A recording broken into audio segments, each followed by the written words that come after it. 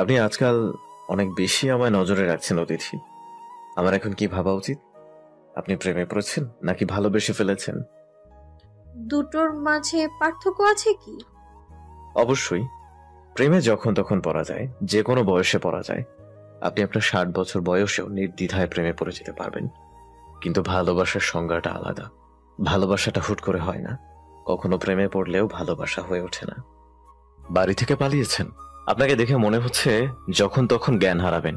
আমি কি সাহায্য করতে পারি? আমি পাশে দাঁড়ানো ছেলেটাকে ভালোভাবে লক্ষ্য করলাম। মাথায় ঝাঁকড়া চুল, চুলের আড়ালে চশমা পরিহিত, একজোড়া তীক্ষ্ণ চোখ। মোটা চশমার উপর থেকেও তার তীক্ষ্ণতা স্পষ্ট। দেখে ভদ্র পরিবারের ছেলে বলে মনে হচ্ছে, কিন্তু আমার সন্দিহান মন তাকে প্রশ্রয় দিতে চাইল না। তাই বললাম, আমি ঠিক আছি, ধন্যবাদ। ছেলেটা আমার কথা বুঝলো কিনা কি জানি, সে আশেপাশে তাকিয়ে সন্দিহান কণ্ঠে বলল, আপনার সাথে কেউ নেই? আপনার প্রেমিক বা বয়ফ্রেন্ড যেটাই বলুন, তিনি কোথায়? আমি বেশ বিরক্ত হলাম তার কথায়। আমার সাথে কেউ থাকুক বা না থাকুক, তার দিয়ে তার কি? আশ্চর্য। আমি বেশ জোরালো গলায় বললাম, আমার প্রেমিক নেই। আপনার ফেলে পালিয়ে গেছে নাকি কখনোই ছিল না? এবার আমি রোষাত্মক দৃষ্টিতে তার দিকে চাইলাম, চিবিয়ে চিবিয়ে বললাম, আগে কখনো ছিলই না। কেন? না থাকায় অন্যায় হয়েছে? ছেলেটা প্রথম হাসলো, নীরবে গা দুলিয়ে হাসলো। হাসির সাথে তার ঝাঁকড়া চুলগুলো তুলে উঠলো। ভীষণ স্নিগ্ধ এই দৃশ্যটা। কিন্তু এই মুহূর্তে তার স্নিগ্ধতা না আমার অসহ্য ঠেকলো। আমিও অন্যদিকে চেয়ে বসলাম। আমার থেকে বেশ দূরত্ব রেখে সে স্টেশনে বেঞ্চে বসলো। ব্যাগ থেকে পানির বোতল বের করে আমার দিকে এগিয়ে দিয়ে বলল, একটু পানি খেয়ে নিন, আপনার ভালো লাগবে। ছেলেটা যে কথা পুরোপুরি এড়িয়ে যাওয়ার চেষ্টা করছে বুঝলাম আমি নিলাম না তার দেয়া বোতল। এভাবে অচেনা কারো দেয়া কিছু খেয়ে নিজের সর্বস্ব হারাতে চাই না আমি। আজকাল কত গ্যাং বেরিয়েছে যারা ছলে বলে মানুষকে অজ্ঞান করে সর্বস্ব ছিনিয়ে নেয়। যদিও আমার কাছে তেমন কিছু নেই, কেবল পার্সে 1000 খানেক টাকা আর মোবাইল ছাড়া আর কিছুই নেই। তবু সেই রিস্ক আমি নিতে চাইলাম না। দেখলাম ছেলেটা উঠে স্টেশনের চায়ের দোকানে গেল। 1 কাপ চা খেলো সময় নিয়ে। তার চা খাওয়ার ধরনটাও বেশ সুন্দর। প্রতি চুমুকের পর সে চোখ বুজে তাও উপভোগ করে। বিল পে করার সময় 1 বোতল পানি কিনে ফিরে আসলো সে। আমার সামনে এসে দাঁড়িয়ে ভারী গলায় বলল, এটা দোকান থেকে এনেছি, দেখেছেন নিশ্চয়। আমি মোটেও কোনো অজ্ঞান দলের সদস্য নই। আপনার সিক লাগছে তাই সাহায্য করতে চাইছি। যতদূর জানি আমার পাশের সিটটা আপনার। গাড়ি চলতে শুরু করার পর অসুস্থ হয়ে পড়লে আমার যাত্রাপথটা আপনার সেবা করতে করতে কেটে যাবে। সেটা চাচ্ছি না বলে এখন একবারই সাহায্য করলাম। বোতলটা আমার পাশে রেখে চলে যেতে নিয়ে আবারও দাঁড়িয়ে পড়লো সে। পেছন ফিরে বলল, পানিটা খেয়ে নিবেন, আমায় ধন্যবাদ দিতে হবে না। অসুস্থ মেয়ে লোকের ধন্যবাদ আমি পছন্দ করি না। আমি বাকরুদ্ধ হয়ে তাকিয়ে রইলাম। অনুভব করলাম আমার শরীরে হুড়হুড় করে জ্বর বাড়ছে। কথা বলতে ইচ্ছে হচ্ছে না। সকালে না খেয়ে বেরিয়ে পড়েছি। বাড়িতে নিশ্চয়ই এতক্ষণে আমার খোঁজ পড়ে গেছে। তালুকদার বাড়ির মেয়ে বিয়ে থেকে পালিয়েছে, এই সংবাদ যখন মহল্লায় ছড়িয়ে পড়বে তখন কেমন রিয়েক্ট করবে বাবা, এটা ভেবে চিন্তাগ্রস্ত হলাম আমি। বিয়ে শাদী নিয়ে আগ্রহ আমার কোনো কালেই ছিল না। একাকী জীবনের ঝামেলা ঝঞ্ঝাটের শেষ নেই, সেখানে বিয়ে করে আরো ঝামেলা বহন করার মতো সাধ্য তো আমার নেই। আমাদের বাড়িতে পুরনো এক নিয়ম আছে। আমাদের বিশাল জনসংখ্যার বাড়িটিতে কখনো আয়োজন করে বিয়ে হয় না। 2 মাস বসে পাত্র দেখা, তারপর পছন্দ হলে বিয়ে। এই নিয়মের বাইরে ছিলেন আমার দাদু। তার মতে এই অপ্রয়োজনীয় জিনিসে সময় নষ্ট না করে জীবন জীবনের মতো চলুক। কখনো চোখের সুপাত্র বা পাত্রী পেলে টুক করে বিয়ে দেওয়া যাবে। দাদু বেঁচে নেই, তিনি গত হয়েছেন বছর 6 হয়েছে। তবে তার রেখে যাওয়ার রীতি এখনো চলছে। আমার বিয়েটা বাবা হঠাৎ করে 3 দিন আগে ঠিক করেছেন। পাত্র সম্পর্কে তার এক বন্ধুর ছেলে, অতীব গুণ সম্পন্ন। পাত্রকে দেখতেই তার মেয়ের জামাই হিসেবে পছন্দ হয়ে গেল। এমন যোগ্য পাত্র হাতছাড়া করার কথা তিনি একবারও ভাবতে পারলেন না। বাড়িতে এসে সবাইকে ডেকে জানালেন আমার বিয়ের কথা। আমি তো রীতিমতো বাবার কথার উপর কথা বলার নিষেধাজ্ঞা থাকায় কিছু বলতেও পারলাম না। সেদিনই ঠিক করে নিয়েছি পালাবো আমি। আমার এই প্ল্যানে সাহায্য করলেন আমার একমাত্র মামা। তবে তিনিও এখন গা ঢাকা দিয়েছেন। মাস 2-এর মাঝে তার কোনো খোঁজ পাওয়া যাবে না। হয়তো পাহাড় কিংবা সমুদ্রে ঘুরে বেড়াবে সে। বাড়িতে আমাকে খুঁজে না পেলেই সন্দেহের তীর মামার দিকে ছুটবে। বাবা হয়তো মামার সেই 10 বছর আগের ছবি দিয়ে পোস্টার ছাপিয়ে এলাকায় লাগিয়ে দেবেন এগুলো। সামান্য পরিমাণ প্রাইজ মানির কথাও উল্লেখ থাকবে তাতে। বাবা এটা জেনে বুঝেই করেন। টাকার লোভ সব থেকে বড় লোভ। কেউ না কেউ টাকার লোভে ঠিক তাকে বাড়ির মানুষ রূপী গাধাটাকে খুঁজে বের করবে বলে বিশ্বাস তার। এবার আসি আমার কথায়। আমি আদ্রিতা আঞ্জুম, অনার্স দ্বিতীয় বর্ষের ছাত্রী। আমি মূলত ঈদের ছুটিতেই বাড়ি এসেছি। রাজশাহীতে থেকে পড়াশোনা করি আমি। বাবা মায়ের তৃতীয় সন্তান। আমার থেকে বড় দুজন ভাই আছে, বড় ভাই আদিব আর মেজ ভাইয়া আকিব। বড় ভাই বিবাহিত। মেজ ভাইয়া বিয়ে থেকে পালাতে বিদেশে আশ্রয় নিয়েছেন। মেজ ভাইয়ার পর আমিও একমাত্র সাহসী ব্যক্তি যিনি বিয়ে থেকে পালিয়েছি। পালিয়ে মামার সাথে ছোটখাটো ট্যুরে যেতে চাইলেও সে চিন্তা আপাতত বাদ দিয়েছি আমি। আমার উদ্দেশ্য এখন রাজশাহী। হোস্টেলে ওঠার চিন্তা আপাতত করছি না আমি। আমাকে খোঁজার জন্য বাবা সর্বপ্রথম আমার হোস্টেলে হানা দিবেন, সে কথা আমার জানা আছে। বর্তমানে আমার যাওয়ার জন্য সেফ জায়গা হচ্ছে রিক্তা আন্টির বাসা। বাবা কখনোই সেখানে আমায় খুঁজতে যাবেন না। এর পেছনে বিশাল এক রহস্য রয়েছে। রিক্তা আন্টির সাথে কোনো এক কালে বাবার প্রণয়ের সম্পর্ক ছিল, তবে সাহসের অভাবে বাবা দাদুকে তার সেই পছন্দের কথা জানাতেই পারলেন না। বাবার বিয়ে হয়ে গেল আমার মায়ের সাথে। রিক্তা আন্টি সে কথা জানতে পেরে সোজা আমার দাদুর সাথে দেখা করলেন। দাদুর সামনেই বাবার গালে কষে থাপ্পড় মেরেছিলেন। এর সপ্তাহখানেক বাদেই নাকি রিক্তা আন্টিরও বিয়ে হয়ে যায়। এই সবটা আমি মায়ের কাছ থেকে শুনেছি। কিন্তু কোনো এক কারণে আন্টি আমায় ভীষণ পছন্দ করেন। এখন ভাবছেন আমার সাথে রিক্তা আন্টির পরিচয় হলো কিভাবে, তাই তো? আসলে রিক্তা আন্টি আমার বাবার চাচাতো বোন, সেই সূত্রেই আমাদের পরিচয়। আমি এখন আন্টির বাসাতেই যাচ্ছি। আন্টির বাসার ঠিকানা মামা ম্যানেজ করে দিয়েছে আমায়। আন্টি আমায় দেখে কেমন রিয়াকশন দেবে তা ঠিক জানা নেই আমার। এটাও জানা নেই তার বাড়িতে থাকার পারমিশন পাবো কি না। তবে আমি আশাবাদী, এক সপ্তাহ তার বাড়িতে থাকতে পারলেই বাকিটা ম্যানেজ করে নিতে পারবো। বাস এসে পড়েছে। ঝাঁকড়া চুলওয়ালাকে কোথাও দেখতে পেলাম না। আশেপাশে উঁকি দিয়ে তাকে খোঁজার চেষ্টা করলাম। দেখলাম কিছুটা দূরে দাঁড়িয়ে স্মোক করছেন তিনি। নাক কুচকে নিলাম। দেখতে ভদ্র হলেও স্বভাব মোটেও ভদ্র না দেখছি আমি। দুর্বল শরীরে উঠে দাঁড়ালাম আমি। পাশ থেকে জামা কাপড়ের ব্যাগটা তুলে সোজা বাসে উঠে পড়লাম। আমার সিট নাম্বার 16। জানালার পাশের সিটটা 15 নাম্বার। এটা নিশ্চয়ই ঝাঁকড়া চুলওয়ালার। আমি জানালার পাশেই বসলাম। যতটুকু মনে হচ্ছে এই সিট নিয়ে তিনি খুব একটা ঝামেলা করবেন না। তিনি উঠলেন সবার শেষে, বিনা বাক্যে এসে পাশের সিটে বসলেন। সিট বদলানোর ব্যাপারে কোনো কথাও বললেন না। আমার একটু অস্বস্তি হলো। যতই হোক, তার সিট এভাবে দখল করার জন্য একটা সরি অন্তত বলা উচিত। বাস ততক্ষণ ছেড়ে দিয়েছে। আমি বেশ সময় নিয়ে বললাম, আপনি কি সিটের জন্য রাগ করেছেন?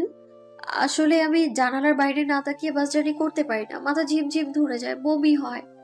আপনাকে অসুবিধায় ফেলতে চাই না আমি। এই জন্যই আপনার পারমিশন ছাড়াই এখানে বসেছি। কোনো উত্তর এলো না। এবার আমি ঘাড় ঘুরিয়ে তার দিকে তাকালাম। সিটে হেলান দিয়ে চোখ বন্ধ করে রেখেছেন তিনি। কানে হেডফোন। ঘুমিয়ে পড়েছে নাকি? মেজাজটাই খারাপ হয়ে গেল আমার। কতগুলো কথা অযথাই ব্যয় করলাম আমি। তার প্রতি হওয়া সামান্য অপরাধ বোধটাও মুহূর্তেই ধূলিসাৎ হয়ে গেল। ঠিক করলাম একে আর সরি বলে লাভ নেই, যা হওয়ার হয়ে গেছে। কিন্তু তখনই তিনি বললেন, আপনি খুব অধৈর্য নারী। নারীদের ধৈর্য হবে আকাশ সমান, কিন্তু আপনার ভেতর ছিটে ফোটাও নাই। এটা দুঃখজনক। অতীব সত্যি এই এক কথাখানার জবাব আমি দিতে পারলাম না। বাসের জানালা থেকে বাইরে তাকিয়ে রইলাম নিশ্চুপ ভাবে। তিনিও আমাকে আর ঘাটালেন না। একইভাবে চোখ বন্ধ করে বসে রইলেন। আমার ফোনে কল এলো। মামা কল করেছে।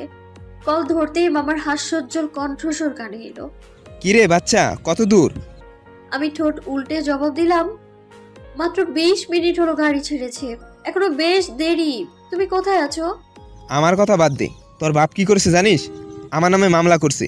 ভাবতে পারছিস কোন লেভেলের মির্জাফর তোর বাপ? ছোট থেকে কুলে পিঠে করে তোকে মানুষ করলাম আমি, আর তার প্রতিদান এই দিল? আমি অবাক হলাম না। বাবার পক্ষে এটা করা অসম্ভব ব্যাপার নয়।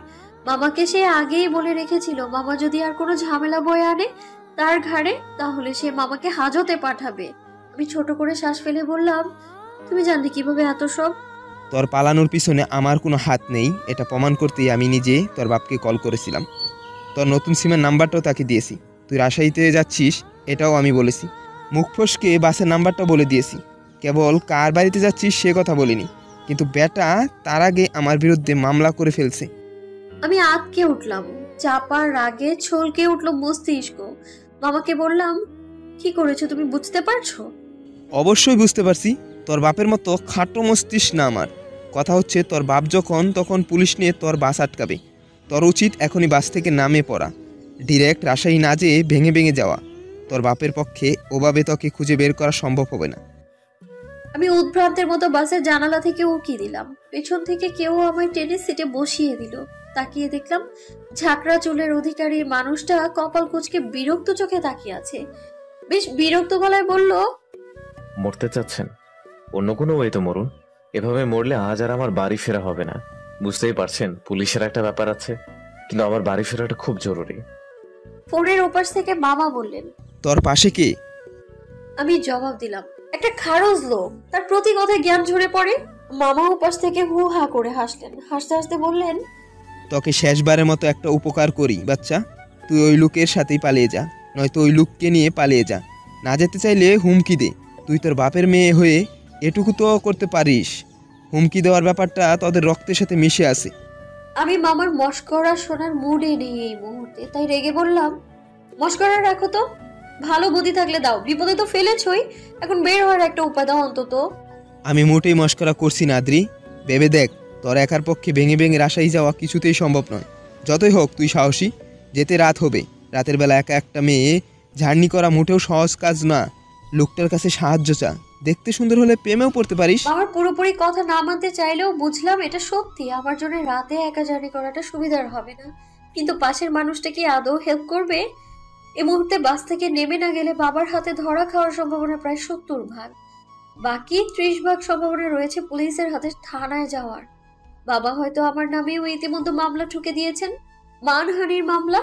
আমি তপ্ত শ্বাস ফেলে পাশের মানুষটার দিকে তাকালাম। তিনি বুকে হাত বেঁধে সিটে চোখ বন্ধ করে এলিয়ে রেখেছেন।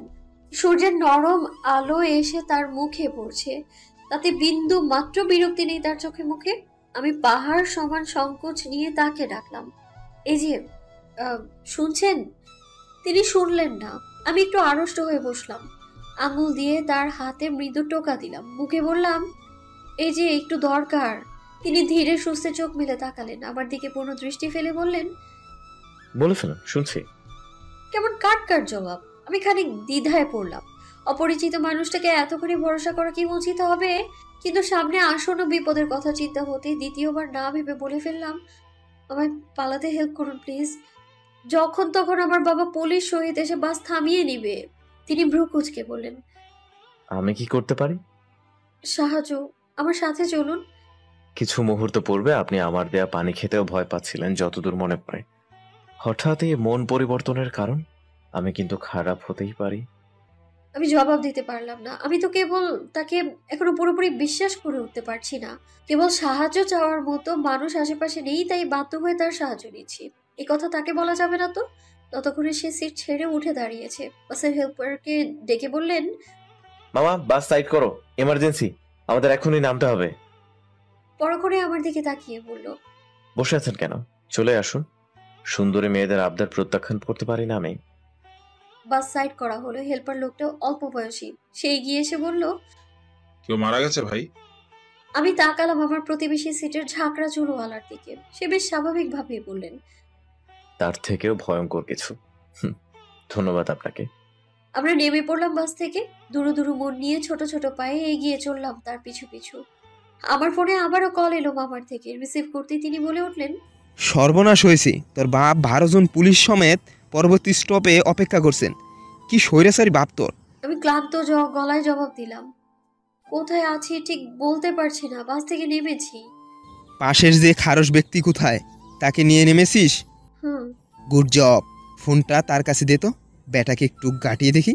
আমি কোনো কথা ছাড়াই তার দিকে ফোনটা এগিয়ে দিলাম। তিনি ভ্রু উঁচিয়ে তাকালো। বললাম, মামা কথা বলবে। তিনি আমার হাত থেকে ফোনটা নিয়ে সুন্দর করে সালাম দিলেন। মামার সাথে তার অনেকক্ষণ কথা হলো।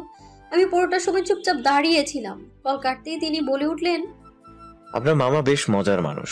আপনাকে নিয়ে ভদ্রলোক প্রচন্ড চিন্তায় ভুগছেন। আমি তার এই কথার জবাব দেওয়ার প্রয়োজন মনে করলাম না। তাকে উল্টো প্রশ্ন করলাম, আমরা কোথায় যাব এখন? কোনো নাস্তার হোটেলে। আপনি সকাল থেকে না খেয়ে আছেন নাকি? আজ অনেক জার্নি হবে, না খেয়ে জার্নি করাটা ঠিক হবে না, অসুস্থ হয়ে পড়বেন। আমরা পাশের এক নাস্তার হোটেলে গেলাম। পরোটা শেষ হয়ে গেছে, ডিম সিদ্ধ আর সিঙ্গারা অর্ডার করা হলো। খাবার আসতে 2 মিনিট দেরি হবে। সিঙ্গারা ভাজার জন্য কেবল তেলে দেয়া হয়েছে, আমি সেই দিকেই তাকিয়ে আছি। ঘ্রাণে ক্ষুধা আরো বেড়ে গেছে। তিনি বললেন, আপনি বেশ অদ্ভুত। আমার সাথে এতটা পথ যাওয়ার প্ল্যান করেছেন, কিন্তু এখন পর্যন্ত আমার পরিচয় দূরে নামটাও জানতে চাইলেন না। আপনি কি একটু ভয় পাচ্ছেন না? আমি স্বভাবতই খুবই সন্দেহপ্রবণ। টুক করে কাউকে পছন্দ করে ফেলার মতো না আমি। কাউকে পুরোপুরি ভাবে বিশ্বাস করতে লম্বা সময় প্রয়োজন হয় আমার। সেখানে সকালে দেখা হয়ে যাওয়া একটা ছেলেকে বিশ্বাস করার তো প্রশ্নই আসে না। তবে তাকে খুব একটা অবিশ্বাস্য করতে যাচ্ছি না।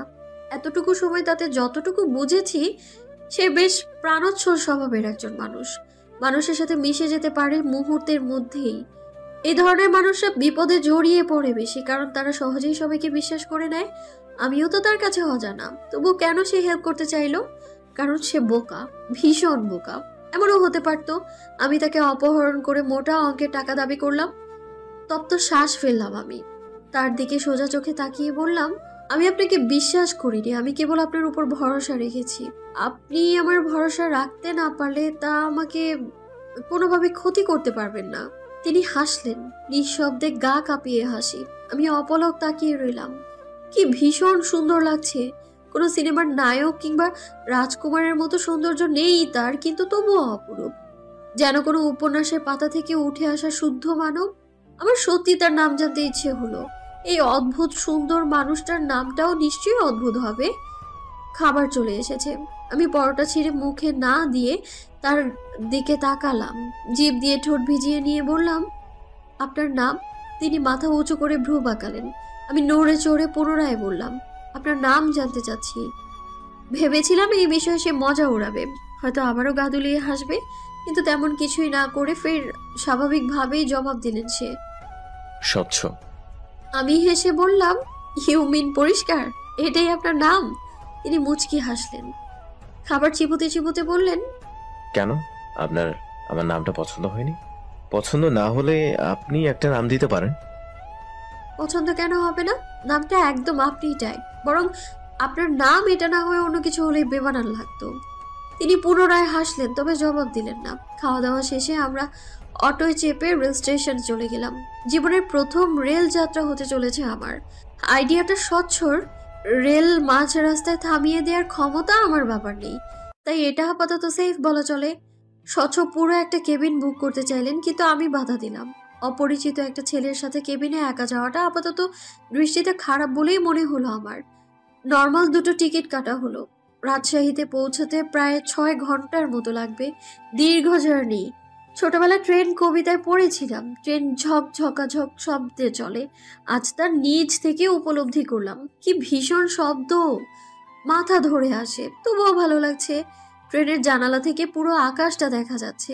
নীলচে আকাশে গাংচিল উড়ে বেড়াচ্ছে। কিছু ছেলে মেয়ে আকাশের বুকে ঘুরিয়ে ওড়ানোর চেষ্টা করছে। পর্যাপ্ত বাতাস না থাকায় তা উপরে উঠছে না। রেল লাইনের পাশ ঘেঁষে বিশাল মাঠ। ছেলেরা ক্রিকেট খেলছে, বাচ্চাগুলোর পরনের জামা ধুলো মাটিতে একাকার। এমন জীবন আমি কখনো উপলব্ধি করতে পারিনি। ছোট থেকে বেড়ে ওঠা 4 দেয়ালের মাঝে নানা নিয়ম কানুনে ঘেরা এক পরিবেশ। রোজ বিকেলে ছাদে ওঠার সুযোগ হতো, নিজেকে তখন মুক্ত পাখির ন্যায় মনে হতো। তখন থেকেই আকাশটা ভীষণ প্রিয় হয়ে উঠেছে আমার। এই নীলচে আকাশের প্রতি আমার প্রেম বোধহয় 20 বছর ছাড়ালো। কিছু খাবেন? দুপুরে তো কিছুই খাওয়া হয়নি, ক্ষুধা লেগেছে নিশ্চয়ই। কথাটা আমাকে জিজ্ঞেস করলেও আমি উত্তর দেওয়ার পূর্বে সে ব্যাগ থেকে একটা পাউরুটির প্যাকেট বের করে দিল আমার হাতে। আশেপাশে তাকিয়ে বলল, এখানে চা পাওয়া যায়, ফ্লাস্কে করে বিক্রি করে, খাবেন? এবারও সে আমার উত্তরের অপেক্ষা করলো না, সিট থেকে বের হয়ে চা আনতে চলে গেল। আমি সেই দিকে তাকিয়ে মুচকি হাসলাম। না চাইতেও মানুষটাকে বেশ ভালো লেগে যাচ্ছে। আমরা যখন রাজশাহীতে পৌঁছলাম তখন ঘড়িতে বেজে সন্ধ্যা 7টা। দীর্ঘ এই জার্নিতে কোমর যেন বেঁকে গিয়েছে আমার। সোজা হয়ে দাঁড়াতে বেগ পেতে হলো। স্বচ্ছ আমাকে এগিয়ে দিতে চাইলো, কিন্তু আমি মানা করে দিলাম। একটা মানুষের থেকে আর কত হেল্প নেওয়া যায়? বরং তার থেকে সাহায্য নিতে বরং বেশ লজ্জা লাগবে আমার। এর মাঝে স্বচ্ছর বাড়ি থেকে কল এলো। তার তো বাড়িতে দুপুরের দিকে পৌঁছে যাওয়ার কথা। আমার জন্যই এতটা দেরি হয়ে গেল। পরিবারের লোকেরা নিশ্চয়ই চিন্তা করছে। আমার মন খারাপ হয়ে এলো। দেখলাম সে কপালে ভাঁজ ফেলে ফোনে কথা বলছে। সিরিয়াস কিছু কি?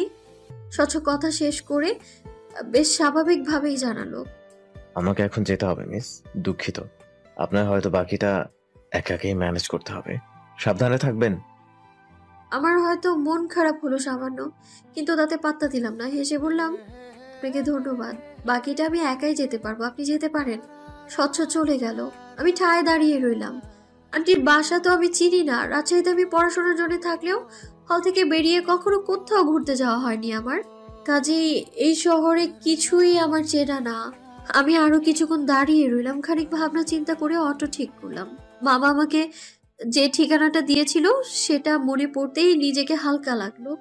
রক্ষণশীল পরিবারের মেয়ে হওয়ায় একা একা যাতায়াত করার সৌভাগ্য হয়নি কখনো আমার।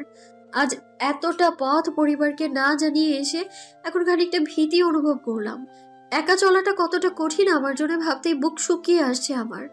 অটো ভাড়া নিল 200 টাকা। এতটুকু পথে এতটা ভাড়া! যে বিল্ডিং এর সামনে অটো থেমেছে তা মূলত 5 তলা বিশিষ্ট। এর 3য় তলায় আন্টি থাকেন, এমনটাই জানিয়েছে মামা। মামার সংবাদ কখনো ভুল হয় না। সত্যিই ভুল হলো না। আন্টি আমায় দেখে ভীষণ অবাক হয়েছেন, সাথে খুশিও হয়েছেন। আমার 1 সপ্তাহ থাকার জায়গা বেড়ে 1 মাসে ঠেকলো। মাঝে মামা কল করেছিল 2 বার, জানিয়েছে বাবা তার উপর থেকে মামলা তুলে নিয়েছে। সেই খুশিতে সে সামনের সপ্তাহে শ্রীমঙ্গল যাচ্ছে। মামা অল্প কিছু টাকাও পাঠিয়েছে আমার হাত খরচের জন্য। এই 1 সপ্তাহ আমি পুরো ঘরে বসেই কাটালাম। আন্টি আমায় এখনো পর্যন্ত এভাবে তার বাসাতে আসার কারণটা জিজ্ঞেস করেননি, বরং আমি আশায় যেন তার উপকারই হয়েছে। সে প্রাণ খুলে গল্প করতে পারে, তার হাতের নতুন নতুন রেসিপি খাইয়ে তার ফিডব্যাক নিতে পারে। আমার সময়ও বেশ ভালোই চলছে এভাবে। এর মাঝে স্বচ্ছ নামক মানুষটাকে ভুলে বসলাম আমি। ভুলে বসলাম তার ঝাঁকড়া চুলের সৌন্দর্যের কথা। চশমার আড়ালে থাকা তীক্ষ্ণ এক জোড়া চোখকে ভুলে বসলাম আমি। এতটা স্বার্থপর আমি। তার সাথে আমার দেখা হলো এক বিকেলে অনাকাঙ্ক্ষিত ভাবে। আন্টি সেদিন অনেক কাপড় কেচেছেন। কাপড় শুকোতে দেওয়া হয়েছে ছাদে। আন্টির হাঁটুতে সমস্যা রয়েছে, খুব বেশি সিঁড়ি বেয়ে উপরে ওঠানামা করতে পারেন না তিনি। তখন বিকেল পড়েছে, সোনালি সূর্য ডুবে নরম আলো ছড়িয়ে পড়েছে। আন্টি আমায় বললেন ছাদ থেকে কাপড়গুলো এনে দেওয়ার জন্য। এর পূর্বে আমি কখনোই আন্টিদের ছাদে যাইনি, বাসা থেকে বেরই হয়নি বললে চলে। ছাদটা বেশ সুন্দর আর পরিপাটি, বিভিন্ন ফুল গাছ দিয়ে সাজানো। অর্কিড জাতীয় ফুল সংখ্যা বেশি। যে ব্যক্তির গাছ তিনি বেশ রুচিশীল হবেন। আমি ছাদে দাঁড়িয়ে রইলাম অনেকক্ষণ। সন্ধ্যা ঘনিয়ে আসা পর্যন্ত অপেক্ষা করলাম। যখন দিনের আলো মিলিয়ে যেতে শুরু করলো, তখন কাপড় নিয়ে নিচে নামতে যেয়ে আবিষ্কার করলাম স্বচ্ছকে। সেই ঝাঁকড়া চুলার তীক্ষ্ণ এক জোড়া চোখ। আমি স্তব্ধ হলাম, থমকে যাওয়া দৃষ্টিতে তাকালাম, দেখলাম তাকে। এটা ভ্রম নয়, এটা সত্যি। প্রেমে পড়া বারণ, এই উক্তিটি সেই ছোট থেকে শুনে আসছি। আমার বংশের কেউ আজ অব্দি প্রেম নামক শব্দের সাথে পরিচিত হতে পারেনি। প্রেম ধ্বংস বয়ে আনে, এমনটাই বলা হয়েছে আমাদের। ঠিক বুঝতে শেখার পর থেকেই আমাদের এই বিষয়ে শিক্ষা প্রদান করা হয়েছে। আমরা ভাই বোনেরা আজ অব্দি সে কথা মাথায় রেখেই চলেছি। ভুলবশত কখনো কারোর প্রতি আকৃষ্ট হতে দেইনি নিজেদেরকে। এত বছরের সাধনা কি তবে বৃথা হতে গেল? বাদামি বর্ণের এই অগোছালো মানুষটাই তবে দৃষ্টি কেন থমকালো? কেন বুকের ভেতরটা তাকে দেখতে আনন্দজাল বুনতে লাগলো? এর উত্তর নেই আমার কাছে। এই অনুভূতি পুরোটাই নতুন, একটু অদ্ভুত, একটু মিষ্টি। মাথার উপরের আকাশটা ক্রমশ মলিন হতে লাগলো। ঝাঁকে ঝাঁকে পাখি উড়ে যাচ্ছে। বাড়ি ফেরার তারা খুব, তবে আমার মাঝে তেমন কোনো তাড়া নেই। আমি বেশ দাঁড়িয়ে আছি একই স্থানে। এতক্ষণ স্বচ্ছ ছাদের গেটের পাশের দেয়ালে হেলান দিয়ে দাঁড়িয়েছিল। এখন সে সোজা হয়ে হেঁটে আমার সামনে দাঁড়ালো। মুচকি হেসে বলল, পৃথিবী এতটা ছোট তা তো আশা করিনি। আবারও দেখা হয়ে গেল। আমি আমার বিস্ময় ভাব ধরে রাখতে পারলাম না, তাকে প্রশ্ন করে বসলাম, আপনি এখানে কিভাবে? যতদূর জানি এই বাড়িটা আমার বাবার। আমি যেহেতু নিজের বাড়ি এখনো তৈরি করতে পারিনি, তাই এখানেই আশ্রয় নিয়েছি। আপনার ব্যাপার কি, এখানে কেন? তার জবাবে হাসলাম আমি। তিনি যদি সহজভাবে বলতেন এটা তাদের বাড়ি, তাহলে বিষয়টা মোটেই এতটা প্রাণোচ্ছল হতো না। আমিও আশ্রয় নিয়েছি 3য় তলায়, ডান পাশের ফ্ল্যাটে। স্বভাব সুলভ হাসলো স্বচ্ছ। সন্ধ্যার মৃদু আলোতেও আমি লক্ষ্য করলাম তার সেই গা কাঁপানো হাসি। আমি অভিভূত হলাম। পলক না ফেলেই অস্ফুট স্বরে বলে উঠলাম, আপনার হাসি সুন্দর, ভীষণ সুন্দর। আপনার নামের মতোই স্বচ্ছ। স্বচ্ছ চমকালো না, তার হাসির প্রশংসা করায় খুব একটা খুশি হলো তেমনটাও না। স্বচ্ছ কপাল কুঁচকে বলল, তাই নাকি? আমার মনে হতো আমি হয়তো রাক্ষসপুরী রাক্ষসদের মতো হাসি, ভয়ঙ্কর হাসি। ছোট বাচ্চাদের সামনে আমি হেসে ফেললে তারা চিৎকার করে কাঁদতেই শুরু করে। আমার এই ভয়ঙ্কর হাসিতে সৌন্দর্য খুঁজে বের করা মেয়েটার চোখ জোড়া নিশ্চয়ই ভীষণ সুন্দর। আপনার চোখ জোড়া একটু কাছ থেকে দেখতে পারি? আপনার সুন্দর চোখ জোড়া দেখার লোভ খুব ইচ্ছে হচ্ছে। স্বচ্ছ হঠাৎ করে আমার খুব নিকটে এসে দাঁড়ালো। আমি চমকে গিয়ে পেছনে গেলাম এক পা। হাত থেকে 2-4টা কাপড় পরেও গেল। লক্ষ্য করলাম চশমার আড়ালে থাকা চোখ দুটো কুঁচকে এসেছে। স্বচ্ছ নিভু গলায় বলল, পেছালেন কেন? অন্ধকারে দেখা যায় না। সে আবারও এক পা এগোলে আমি পুনরায় পেছাতে গেলে সে বলে ওঠে, নড়বেন না, 1 মিনিট সময় দিন। আমি সত্যিই নড়লাম না, ঠায় দাঁড়িয়ে রইলাম। 1 মিনিট পার হলেও নড়বার বিন্দু মাত্র শক্তি পেলাম না আমার মাঝে। স্বচ্ছ নিজেই সরে দাঁড়ালো। নিচ থেকে কাপড়গুলো তুলে আমার হাতে দিয়ে বিনা বাক্য ব্যয়ে ছাদ থেকে নেমে গেল সে। আমি তখনও ঘোরের মাঝে, শরীরে তীব্র কাঁপুনি অনুভব করলাম। আমার হাত পা কাঁপছে। স্বচ্ছর উইদাউট নোটিসে এভাবে কাছে আসাটা আমার মনে প্রভাব ফেলল খুব। 2 দিন ঘুম হলো না আমার। আমার জীবন কেমন করে যেন স্বচ্ছতে তলিয়ে গেল। উঠতে বসতে খেতে কেবল স্বচ্ছকে নিয়েই ভাবতে বসে গেলাম আমি। বিষয়টা এখানেই থামলো না। স্বচ্ছর প্রতি আমার অনুভূতি বাড়াবাড়ি পর্যায়ে চলে গেল। আজকাল হুটহাট তাকে দেখতে মন চায়। দিনের অধিকাংশ সময়ই আমার কাটতে লাগলো বারান্দায় দাঁড়িয়ে। এই বুঝি স্বচ্ছ গেট থেকে ঢুকলো, কিন্তু তার তো দেখা নেই। সেদিনের পর থেকে যেন উধাও হয়ে গেছে সে। আমার ভারী দুঃখ হলো। আমি যার জন্য এতটা উতরহা হলাম, সে কি আমার কথা একবারও ভাবে না? রোজ বিকেলে নিয়ম করে ছাদে যাওয়া হয় এখন, সেখানেও স্বচ্ছকে পাওয়া গেল না। স্বচ্ছহীন জীবন এভাবে 1 সপ্তাহ কেটে গেল আমার। একদিন হুট করেই বাবার নাম্বার থেকে কল আসলো। মামা এই নাম্বারটা অনেক আগেই বাবাকে দিয়েছে। এতদিন বাদে আজ কেন কল করলেন? আমার সন্দিহান মন চাপ অনুভব করলো। নিশ্চয়ই কিছু ঘটেছে, হয়তো খুব খারাপ কিছু। আমি কিছুটা আতঙ্ক নিয়েই কলটা রিসিভ করলাম। হ্যালো বস থেকে বাবা গম্ভীর গলায় বললেন, আর কতদিন বেড়াবে? বাড়িতে ফিরছো না কেন? 2-1 দিনের মাঝেই চলে আসো। শুনেছি কিছুদিন বাদে নাকি পরীক্ষা তোমার। না পড়লে খাতায় কি লিখবে? আমার এই বংশের কোনো ছেলে মেয়ে ফেল করেনি কখনো। বাবার কথার উত্তর দেওয়ার আগেই মা বাবার থেকে ফোনটা ছিনিয়ে নিলেন। ফোন ধরে তিনি প্রায় কেঁদেই ফেললেন। এমন কেন করলি মনা? তুই বিয়ে করবি না এই কথা আমায় একবার বলতি। মা কি মরে গেছি? আমি বেঁচে থাকতে তোকে কেন এভাবে পালিয়ে থাকতে হবে শুনি? এত নিষ্ঠুর ভাবিস তুই আমায়? আমার চোখ পানিতে ভরে উঠেছে। অপরাধ বোধে মনটা হু হু করে কেঁদে উঠছে। সত্যি তো, আমি তাদের কাউকেই আমার মতামত জানাইনি। একবার অন্তত আমার জানানো উচিত ছিল। মা এখনো কাঁদছেন। আমি জবাব দেওয়ার মতো কিচ্ছু পাচ্ছি না। নিজেকে পৃথিবীর নিষ্ঠুরতম মানুষ বলে মনে হচ্ছে আমার। তখনই বড় ভাইয়ার গলা শুনলাম। ভাইয়া পাশ থেকে চিৎকার করে বলছে। আমি এবারও জবাব দিতে পারলাম না। ডুকরে কেঁদে উঠলাম। আমার কান্না হয়তো মা শুনলেন। সে নিজে কাঁদতে কাঁদতে আমার সান্ত্বনা দেওয়ার সুরে বললেন, কাঁদে না মনা, আমি তোর বিকাশে টাকা পাঠানোর ব্যবস্থা করছি। কালই চলে আয় না। তোর জন্য পাবদা মাছ আনিয়েছি।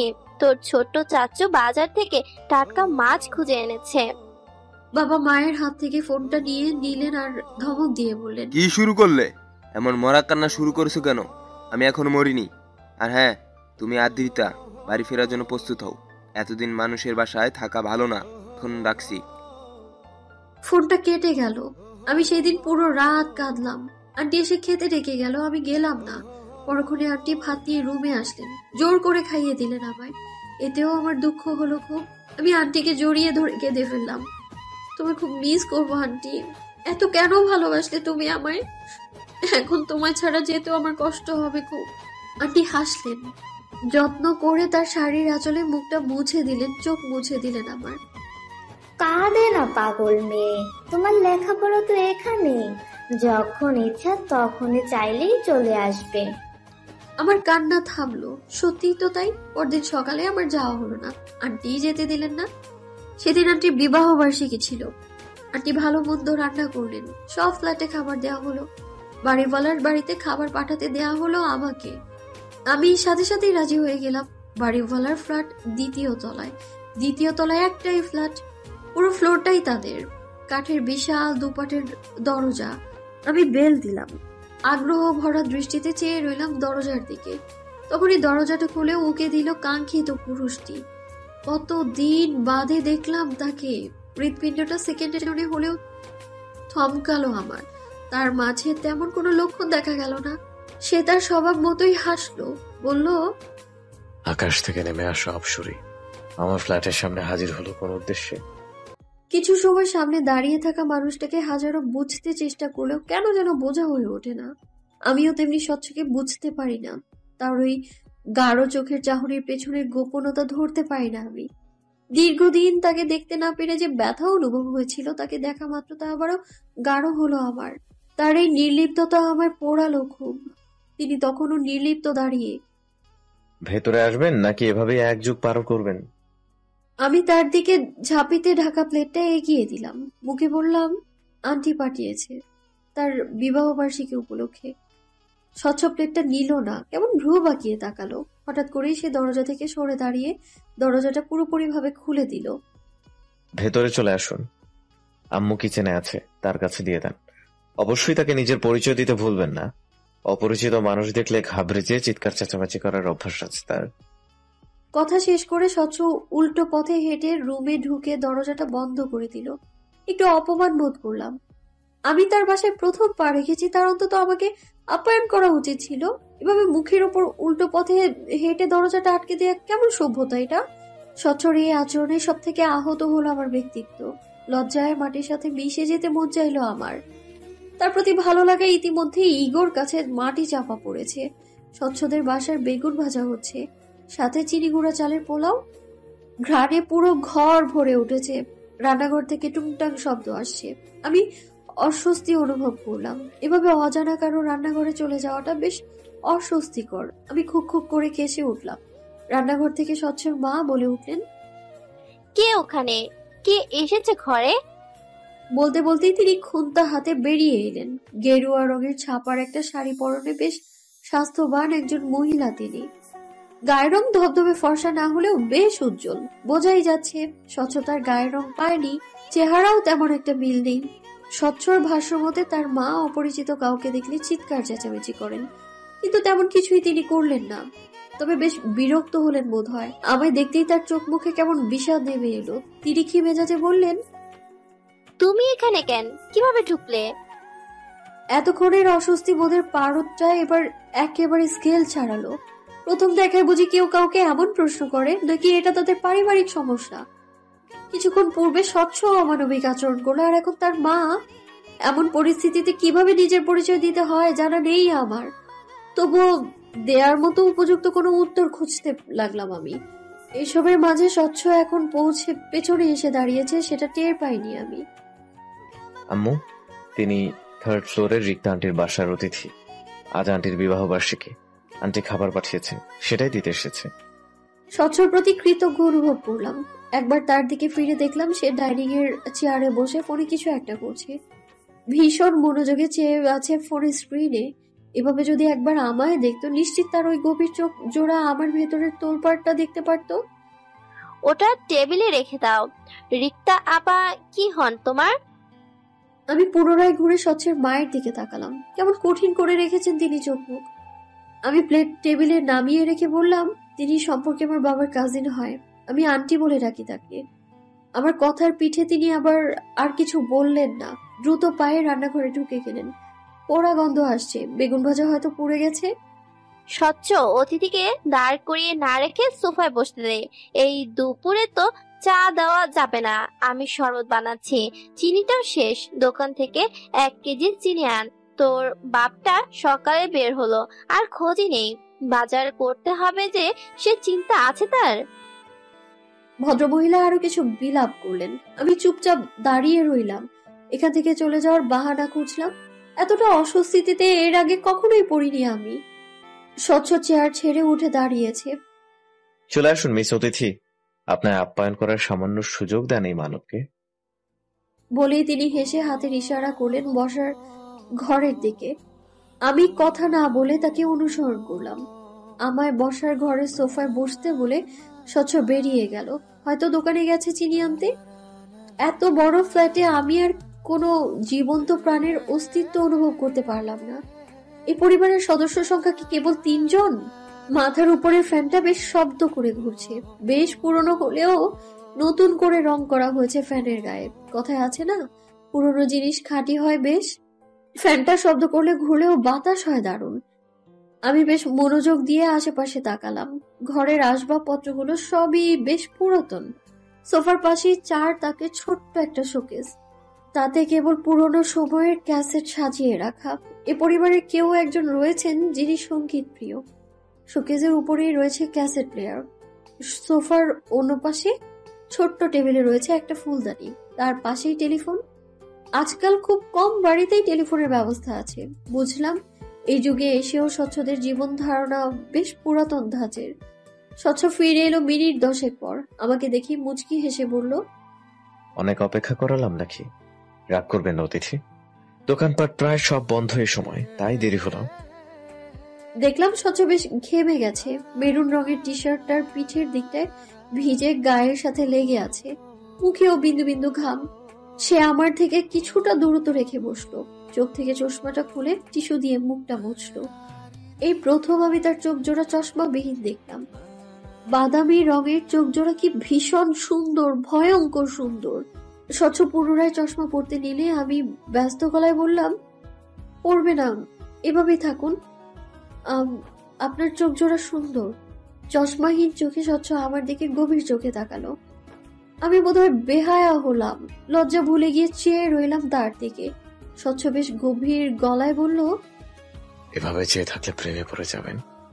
আমার প্রেম ভয়ঙ্কর, সেখান থেকে নিস্তার নেই। কিন্তু পরে বলবেন না যে আমি আপনাকে সাবধান করিনি। কি হলো আমার কি জানি, তবে সেই মুহূর্তে আমার মনে হয়েছিল আমি এখানে আর বেশিক্ষণ থাকলে কিছু অনুচিত ঘটনা ঘটবে। সেই অনুচিত ঘটতে যাওয়া ঘটনাকে থামাতে আমি ছুটে পালালাম। এক ছুটে 3য় তলায় এসে রুমে ঢুকে দরজাটা খিলাটলাম। আন্টি ততক্ষণ রান্নাঘরে। তখনও আমার দরজা লাগানোর শব্দ পেয়ে রান্নাঘর থেকে গলা উঁচিয়ে বললেন, কি হলো রে, এত শব্দ করে দরজা লাগালে কেন? কার জবাব দিবে কে? আমি তখন আমার বুকে আছড়ে পড়া সমুদ্রের ঢেউয়ে ভাসছি, কখনো ডুবে যেয়ে নোনা জল খাচ্ছি। মনের ভিতর তৈরি হওয়া অনুভূতিকে বুঝতে যেয়ে আবিষ্কার করলাম আমি প্রেমে পড়েছি। স্বচ্ছ নামক ওই গা ছাড়া মানুষটার প্রেমে পড়েছি আমি। আমার মস্তিষ্কে এই প্রেম মানতে চাইল না। এমন নির্লিপ্ত মানবকে প্রেমিক রূপে তো মোটেও পছন্দ করছে না সে। কিন্তু মন কি মস্তিষ্কের কথা শোনে? সে তো চলে তার নিজস্ব তালে, নিজস্ব স্রোতে। আমার মনও তাই করলো, মস্তিষ্ককে তুচ্ছ করে স্বচ্ছর প্রেমে ডুব দিল সে। তবে আমার ভয় হলো, যদি কিনারা খুঁজে না পাই তবে উপায়। আমার বাড়ি ফেরা হলো না। বাবা কল দিয়েছিলেন, আন্টি পই পই করে বলে দিয়েছেন আজ অতি বিশেষ দিন, আজ কিছুতেই তিনি আমায় ফিরতে দিবেন না। বাবাও আর জোর দিল না, আগামীকাল ফিরে যাওয়ার জন্য বলে কলটা কেটে দিলেন। রাজশাহীর বুকে বিকেল নেমেছে, মিষ্টি রোদ হেলে পড়েছে পশ্চিম দিকে। রুমের খোলা জানালা থেকে লাল হলদেটে রঙের রোদ এসেছে মেঝেতে গড়াগড়ি খাচ্ছে। আমি এক মনে চেয়ে চেয়ে তা দেখলাম। উঠে যেয়ে জানালাটা খুলে দিলাম পুরোটা। মুহূর্তেই সোনালি আলোয় ঘরটা ঝলমলিয়ে উঠল। আমার ঘরে তাদের সাদরে আমন্ত্রণ করায় যেন বেশ প্রফুল্ল হয়ে উঠেছে তারা। তখনই আন্টি এলো রুমে, হাতে একটা শপিং ব্যাগ, পরনে তখনও বাসি কাপড়, নাকে মুখে ঘাম চিকচিক করছে। কাজের চাপে গোসল করার সময়ই পায়নি। তিনি আমার বিছানায় এসে বসলেন, মলিন মুখে বললেন, কাল যাচ্ছ? আমি মুচকি হেসে বললাম, এছাড়া উপায় নেই তো, বাবাকে তো চেনো। এরপর নয়তো বাড়ির দরজা চিরতরে আমার জন্য বন্ধ হয়ে যাবে। তাছাড়া এক্সামও ঘনিয়ে এসেছে, বই খাতা সব বাড়িতে, না গেলে হচ্ছে না বললেই চলে। আন্টি মাথা নাড়লেন, মলিন হেসে বললেন, তুমি কেন যে আমার মেয়ে হলে না? তুমি চলে গেলে রুমটা ফাঁকা হয়ে যাবে, আমি আবারও একা হয়ে যাব। তোমায় যেতে দিতে ইচ্ছে হচ্ছে না, আবার জোর করে রেখে দেওয়ার অধিকারও নেই আমার। আন্টির চোখ ছলছল করছে। আন্টির কোনো সন্তান নেই, আমায় তিনি এই কয়দিন নিজের সন্তানের মতো করে রেখেছেন। এই মানুষটাকে রেখে যেতে আমারও কষ্ট হবে। তুমি কি বোকা আন্টি? আমি যাচ্ছি অল্প দিনের জন্য, আবার তো সেই তোমার নাগালের কাছেই চলে আসবো। যখন তখন চলে আসবো তোমার হাতের রান্না খেতে, তখন বিরক্ত হয়েও লাভ নেই। তোমায় বিরক্ত করা আমি এই জনমে বন্ধ করব না। আন্টি হাসলো, শপিং ব্যাগটা এগিয়ে দিয়ে বলল, আমার তো কোনো মেয়ে নেই, তাই কখনো মেয়েদের জন্য শপিং করা হয়নি। তোমাদের বয়সী ছেলে মেয়েদের পছন্দ অপছন্দ সম্পর্কে অতটাও বুঝি না, তার উপরে বয়স হয়েছে। এখন কি আর অত বুঝ আছে? দেখো তো কেমন কিনেছি। আমি মুচকি হেসে ব্যাগটা খুললাম। ভেতরে সুতার কাজ করা চমৎকার একটা শাড়ি, আসমানি আর গাঢ় নীলের কম্বিনেশনের শাড়িটা একদম চোখ ধাঁধানো। আমি আপ্লুত হলাম। আন্টিকে এক হাতে জড়িয়ে ধরে বললাম, কে বলেছে তুমি বুড়িয়ে গেছো? তোমার চোখটা এখনো পুরীর ঘরেই আটকে আছে। রোদ যখন একদম বিলীনের পথে, তখন আমি ছাদে গেলাম। কয়েকদিনেই এই ছাদটার মায়ায় পড়ে গিয়েছি আমি। এই যে ফুল, মাথার উপরে এক খণ্ড আকাশ, মৃদু হালকা বাতাস, সবই যেন এই বাড়ির একটা অংশ। ছাদটা অধিকাংশ সময় ফাঁকা পড়ে রয়। এই বাড়ির কেউ খুব একটা আসা যাওয়া করে না এখানে, এই জন্য বোধহয় ছাদটাও আমায় আপন করে নিয়েছে। আপনাকে উদাসীনই লাগছে, কারণ আমি না ঘুরেও কণ্ঠের মালিককে চিনতে পারলাম না। চিনি উপায় নেই। আমার ধ্যান জ্ঞান সব যে এই ব্যক্তিতেই আটকে আছে।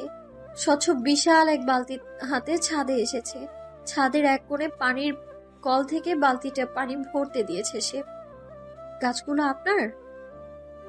বলতে পারেন, তবে আমি খুব একটা যত্ন নেই না। পানি দেয়া, যত্ন নেয়া এসব মায়ের কাজ।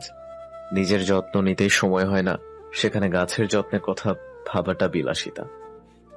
স্বচ্ছ লাল রঙের মগে করে গাছে পানি দিচ্ছি। আমি তাকিয়ে তাকিয়ে দেখছি। স্বচ্ছ আমার দিকে না তাকিয়ে বলল, আপনি আজকাল অনেক বেশি আমায় নজরে রাখছেন অতিথি। আমার এখন কি ভাবা উচিত? আপনি প্রেমে পড়েছেন নাকি ভালোবেসে ফেলেছেন? দুটোর মাঝে পার্থক্য আছে কি? অবশ্যই। প্রেমে যখন তখন পড়া যায়, যে কোনো বয়সে পড়া যায়। আপনি আপনার 60 বছর বয়সেও নির্দ্বিধায় প্রেমে পড়ে যেতে পারবেন। কিন্তু ভালোবাসার সংজ্ঞাটা আলাদা। ভালোবাসাটা হুট করে হয় না, কখনো প্রেমে পড়লেও ভালোবাসা হয়ে ওঠে না। আমি হাসলাম।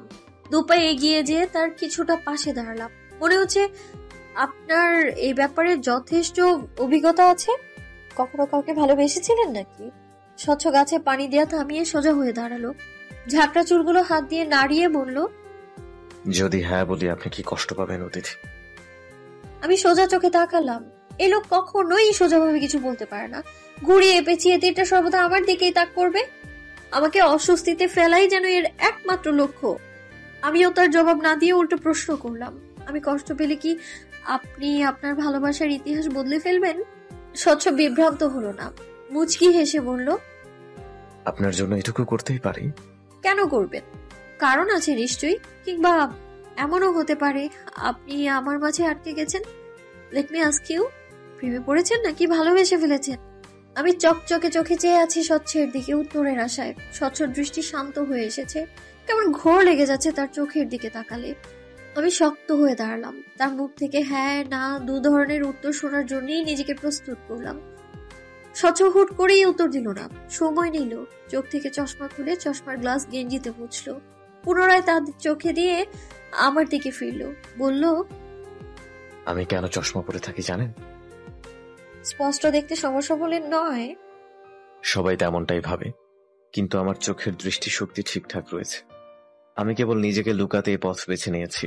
কেউ চাইলে আমার চোখে তাকিয়ে আমার ভেতর পড়ে ফেলতে পারে না। তবে আমি আপনায় একটা সুযোগ দিতে চাই, নিজে উত্তর খুঁজে নিন। স্বচ্ছ পুনরায় চোখ থেকে চশমাটা খুলে মাথা ঝুঁকলো আমার নিকটে। আমাদের মাঝের দূরত্ব ক্রমশ হ্রাস হয়ে এলো। স্বচ্ছর দেওয়ার সুযোগটা আমি কাজে লাগাতে পারলাম না। তার অনুভূতি বুঝতে যেয়ে আমি নিজের অনুভূতি প্রকাশ করে ফেলার ভয়ে তটস্থ হলাম। দ্রুত দুপা পিছিয়ে গিয়ে বড় বড় শ্বাস ফেললাম। স্বচ্ছ ভ্রু বাঁকালো। কি হলো? আপনার নিজেকে লুকানোর এত পরিশ্রম বৃথা হতে দিতে পারি না। সত্যি কি তাই? আপনি বেশিই ভাবছেন। স্বচ্ছ হাসে। ইতিমধ্যে আকাশে আধারে ছেয়ে গেছে। সন্ধ্যার আজান পড়ে গেছে। স্বচ্ছ আমার দিকে না তাকিয়ে বলল, মাথায় কাপড় দেন অতিথি, সন্ধ্যায় খোলা চুলে থাকাটা ভালো না। আমি তার কথা শুনলাম। ওনার এক কোণা তুলে সযত্নে চুল ঢেকে দিলাম। আমাদের মাঝে আর কোনো কথা হলো না। নীরবে কিছু সময় কাটলো। ছাদ থেকে নামার সময় আমি নিচ থেকে তাকে জানালাম, কাল ফিরে যাচ্ছি। আর হয়তো দেখা নাও হতে পারে। স্বচ্ছর প্রতিক্রিয়া তেমন জোরালো দেখালো না। সে ভীষণ স্বাভাবিকভাবেই মাথা দোলালো। মুখে বলল, আচ্ছা, সাবধানে যাবেন। আমার এত কষ্ট হলো। ব্যাস এতটুকুই। আরো কিছু বলতে পারতো। সামান্য মন খারাপ হওয়াটা কি উচিত ছিল না? আমার চলে যাওয়াটা কি এতটাই স্বাভাবিক তার কাছে? বুকে যন্ত্রণা চেপেও মুচকি হাসলাম। সে মুহূর্তেই তার উপর থেকে নিজের সেধে বাড়িয়ে দেয়া প্রেমের দাবিটা তুলে নিলাম। আমি বুঝে নিলাম এই মানবটা কখনোই আমার হওয়ার নয়। সে আমার জন্য নয়। আমরা দুজন দুজনের জীবন কেবল অতিরিক্ত একটা অধ্যায় মাত্র, যা নিছক অপ্রয়োজনীয়। তৃতীয় তলায় এসে আমি থামলাম। আমার গন্তব্য এখানেই সমাপ্ত। স্বচ্ছদের ফ্ল্যাট দ্বিতীয় তলায়। আমি তাকে কিছু বলা ছাড়াই ফ্ল্যাটের দরজা খুলে যেতে নিলে স্বচ্ছর কথায় থেমে গেলাম। অপরিচিত কাউকে খুব বেশি ভরসা করবেন না। সবাই কিন্তু ইমতিয়াজ আরাফিন স্বচ্ছ নয়। কথাটা বলেই সে দ্রুত পায়ে নেমে গেলেন। একবারও পেছনে ফিরে তাকালেন না। আমি তাকে যেতে দেখলাম, সাথে দেখলাম আমার প্রথম প্রেমকে হারিয়ে যেতে, গভীরে, ভীষণ গভীরে, ধরা ছোঁয়ার বাইরে। বিরহের সকাল বোধহয় সুন্দর হয়, আয়োজন করে ভোর হয়, মিষ্টি আলো ছড়ায় সময় নিয়ে। পাখিদের সে কি আনন্দ! আমার বিরহে তারা সকলে উচ্ছ্বাসিত। আমার দহন বাড়লো। এই সুন্দর সকালটাকে বেদনার অধ্যায় মনে হলো আমার। আমি এই নৃশংস অনুভূতি থেকে পালাতে সূর্য ওঠার পূর্বে ফিরে যাওয়ার জন্য মনস্থির করলাম। আন্টি কত করে বলল বেলা হোক একটু, তারপর না হয় যাওয়া যাবে, কিন্তু আমি শুনলাম না। শোনার মতো মানসিকতা নেই আমার। আন্টি হার মানলেন, হয়তো খানিক মন খারাপও করলেন। আমি বুঝেও বুঝতে চাইলাম না। আমার ভেতরে যে অনল বইছে তা বয়ে নেওয়াটা আর সম্ভব হচ্ছে না। আঙ্কেল আমাকে স্ট্যান্ড পর্যন্ত পৌঁছে দিতে চাইলেন, আন্টি বাধা দিলেন। তিনি নিজেই আমার সাথে স্ট্যান্ড পর্যন্ত এলেন। তখন সকাল প্রায় 8টা। শহরের রাস্তায় ততক্ষণে মানুষের আনাগোনা বাড়ছে। আকাশ চিরে সূর্যের মিষ্টি আলো নামতে শুরু করেছে। আমার বাস ঠিক 9টায়। এই 1 ঘন্টা আন্টি আমার সাথে বসে রইলেন, কোনো কথা বললেন না। ঠিক বাসে ওঠার আগ মুহূর্তে বললেন, তুমি বুদ্ধিমতী মেয়ে আদ্রি, আবেগ দিয়ে কখনো কোনো পরিস্থিতি নিয়ন্ত্রণে আনতে পারবে না, তাই বিবেক দিয়ে ভাবার চেষ্টা করবে।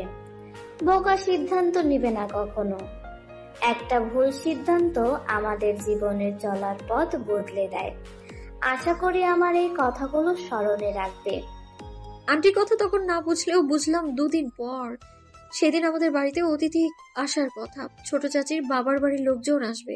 ছোট চাচা বিয়ে করেছেন, মাস 3 হবে। এবারই প্রথম তার শ্বশুর বাড়ির লোকজন এই বাড়িতে আসতে চলেছে। নিজেদের খানদানি বংশের পরিচয় তুলে ধরতে বিশাল আয়োজন করে রান্নার আয়োজন হয়েছে, বাবুর্চি আনা হয়েছে। সকাল থেকেই বাজার থেকে বড় একটা খাসি কিনে এনেছে বাবা। বাড়ির হেসেলেও রান্না হচ্ছে, পায়েস, সেমাই, জর্দা, ভাত। আশেপাশের 2-4 বাড়ি পর্যন্ত গ্রানে মহ করছে। সূর্য ওঠার আগে এ বাড়িতে হাড়ির টুংটাং শব্দ শুরু হয়ে গিয়েছে।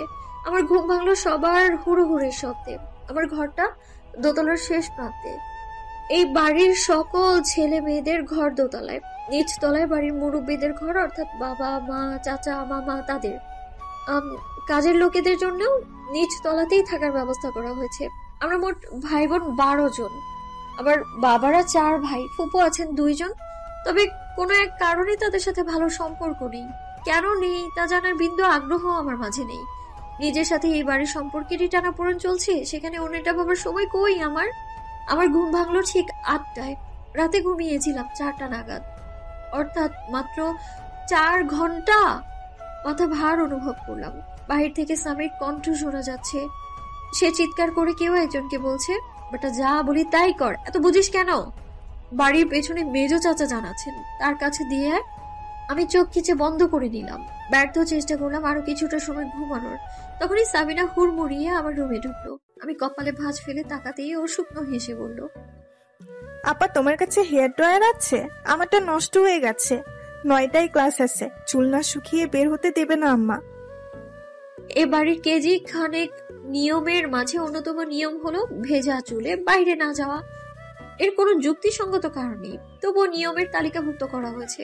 উঠে বসলাম আমি। এ পরিবেশে আর যাই হোক ঘুমানো সম্ভব না। হাত উঁচু করে ড্রেসিং টেবিলের ড্রয়ারে ইশারা করে বললাম, ওখানে রাখা আছে, যাওয়ার আগে সুন্দর করে জায়গার জিনিস জায়গায় রেখে যাবি। সাবিনার চোখ মুখ জল জল করে উঠল। ব্যস্ত পায়ে ড্রয়ার থেকে নিয়ে বের হয়ে যেতে নিলেই আমি ওকে পেছন থেকে রাখলাম। বাড়িতে এত হুড়োহুড়ি কিসের রে? কারো বিয়ে টিয়ে নাকি?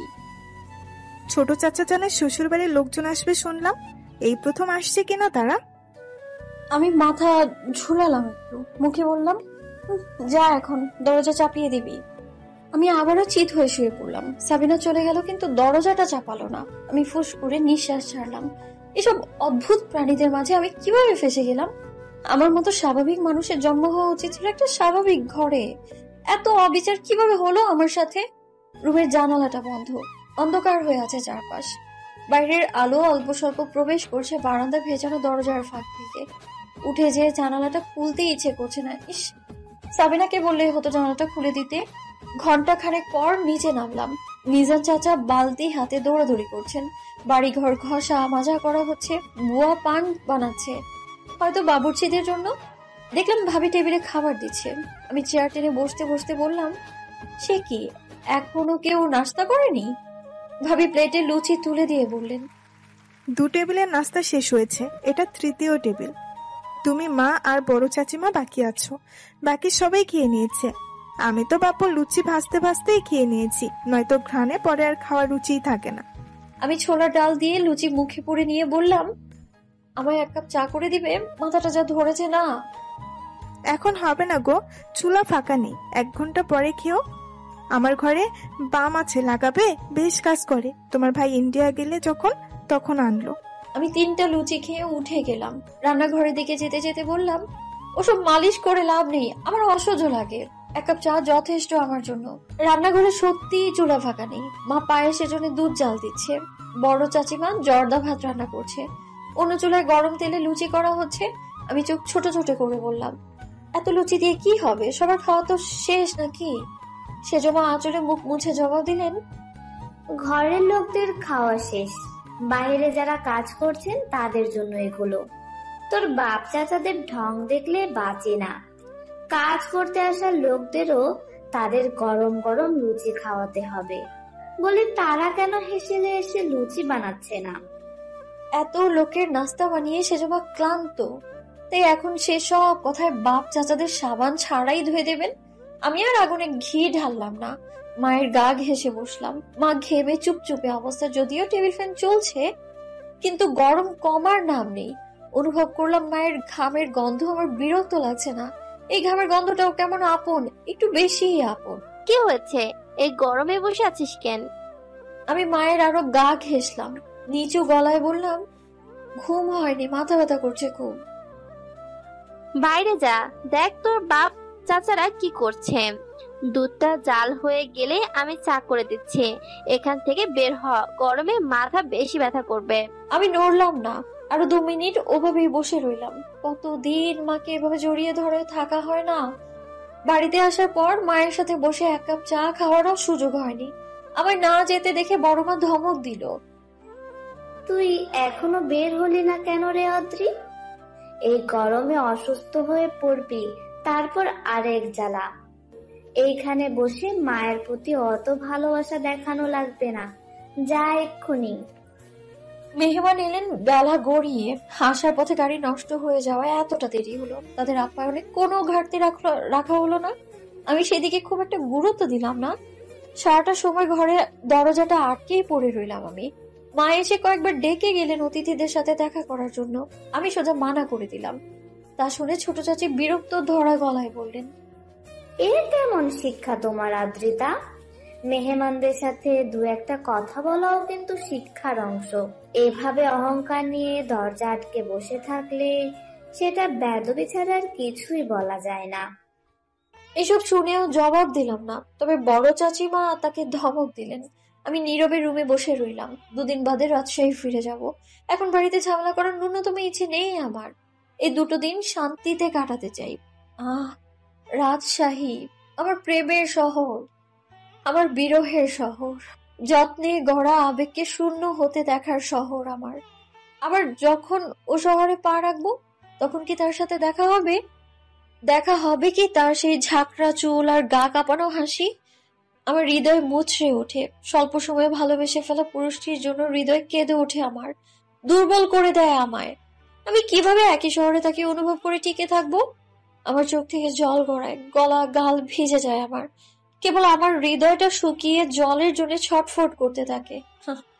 আমার প্রেম, আমাদের বাড়ির দক্ষিণে শান বাঁধানো ছোট্ট একটা পুকুর আছে। এই জায়গায় আগে ছোট একটা সবজি বাগান ছিল। বাবার একটা পুকুর করার শখ ছিল খুব। সবজি বাগান করা হলো ছাদে, আর এখানে পুকুর। পুকুর হওয়ার পর থেকে সে কখনোই বাড়ির ওয়াশরুমে গোসল করেনি। সকালের পত্রিকাটাও তিনি পুকুর পাড়ে বসে পড়েন। আমার রুমের জানালা থেকে পুকুরটা দেখা যায়। স্পষ্ট না হলেও থলথলে বেরঙা জলটা নজরে আসে। বিকেলে আমি ঘর ছেড়ে বের হই। সিঁড়ি বেয়ে নামতেই দেখি সাবিনা বসার ঘরে টিভি দেখছে। আমি যেয়ে ওর পাশে বসলাম। কাউকে দেখছি না যে, মেহমান চলে গেছে।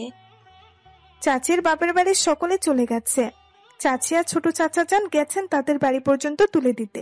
মা রান্নাঘরে, আর কিছু আপাতত জানি না। আমি ছোট্ট করে শ্বাস ফেললাম।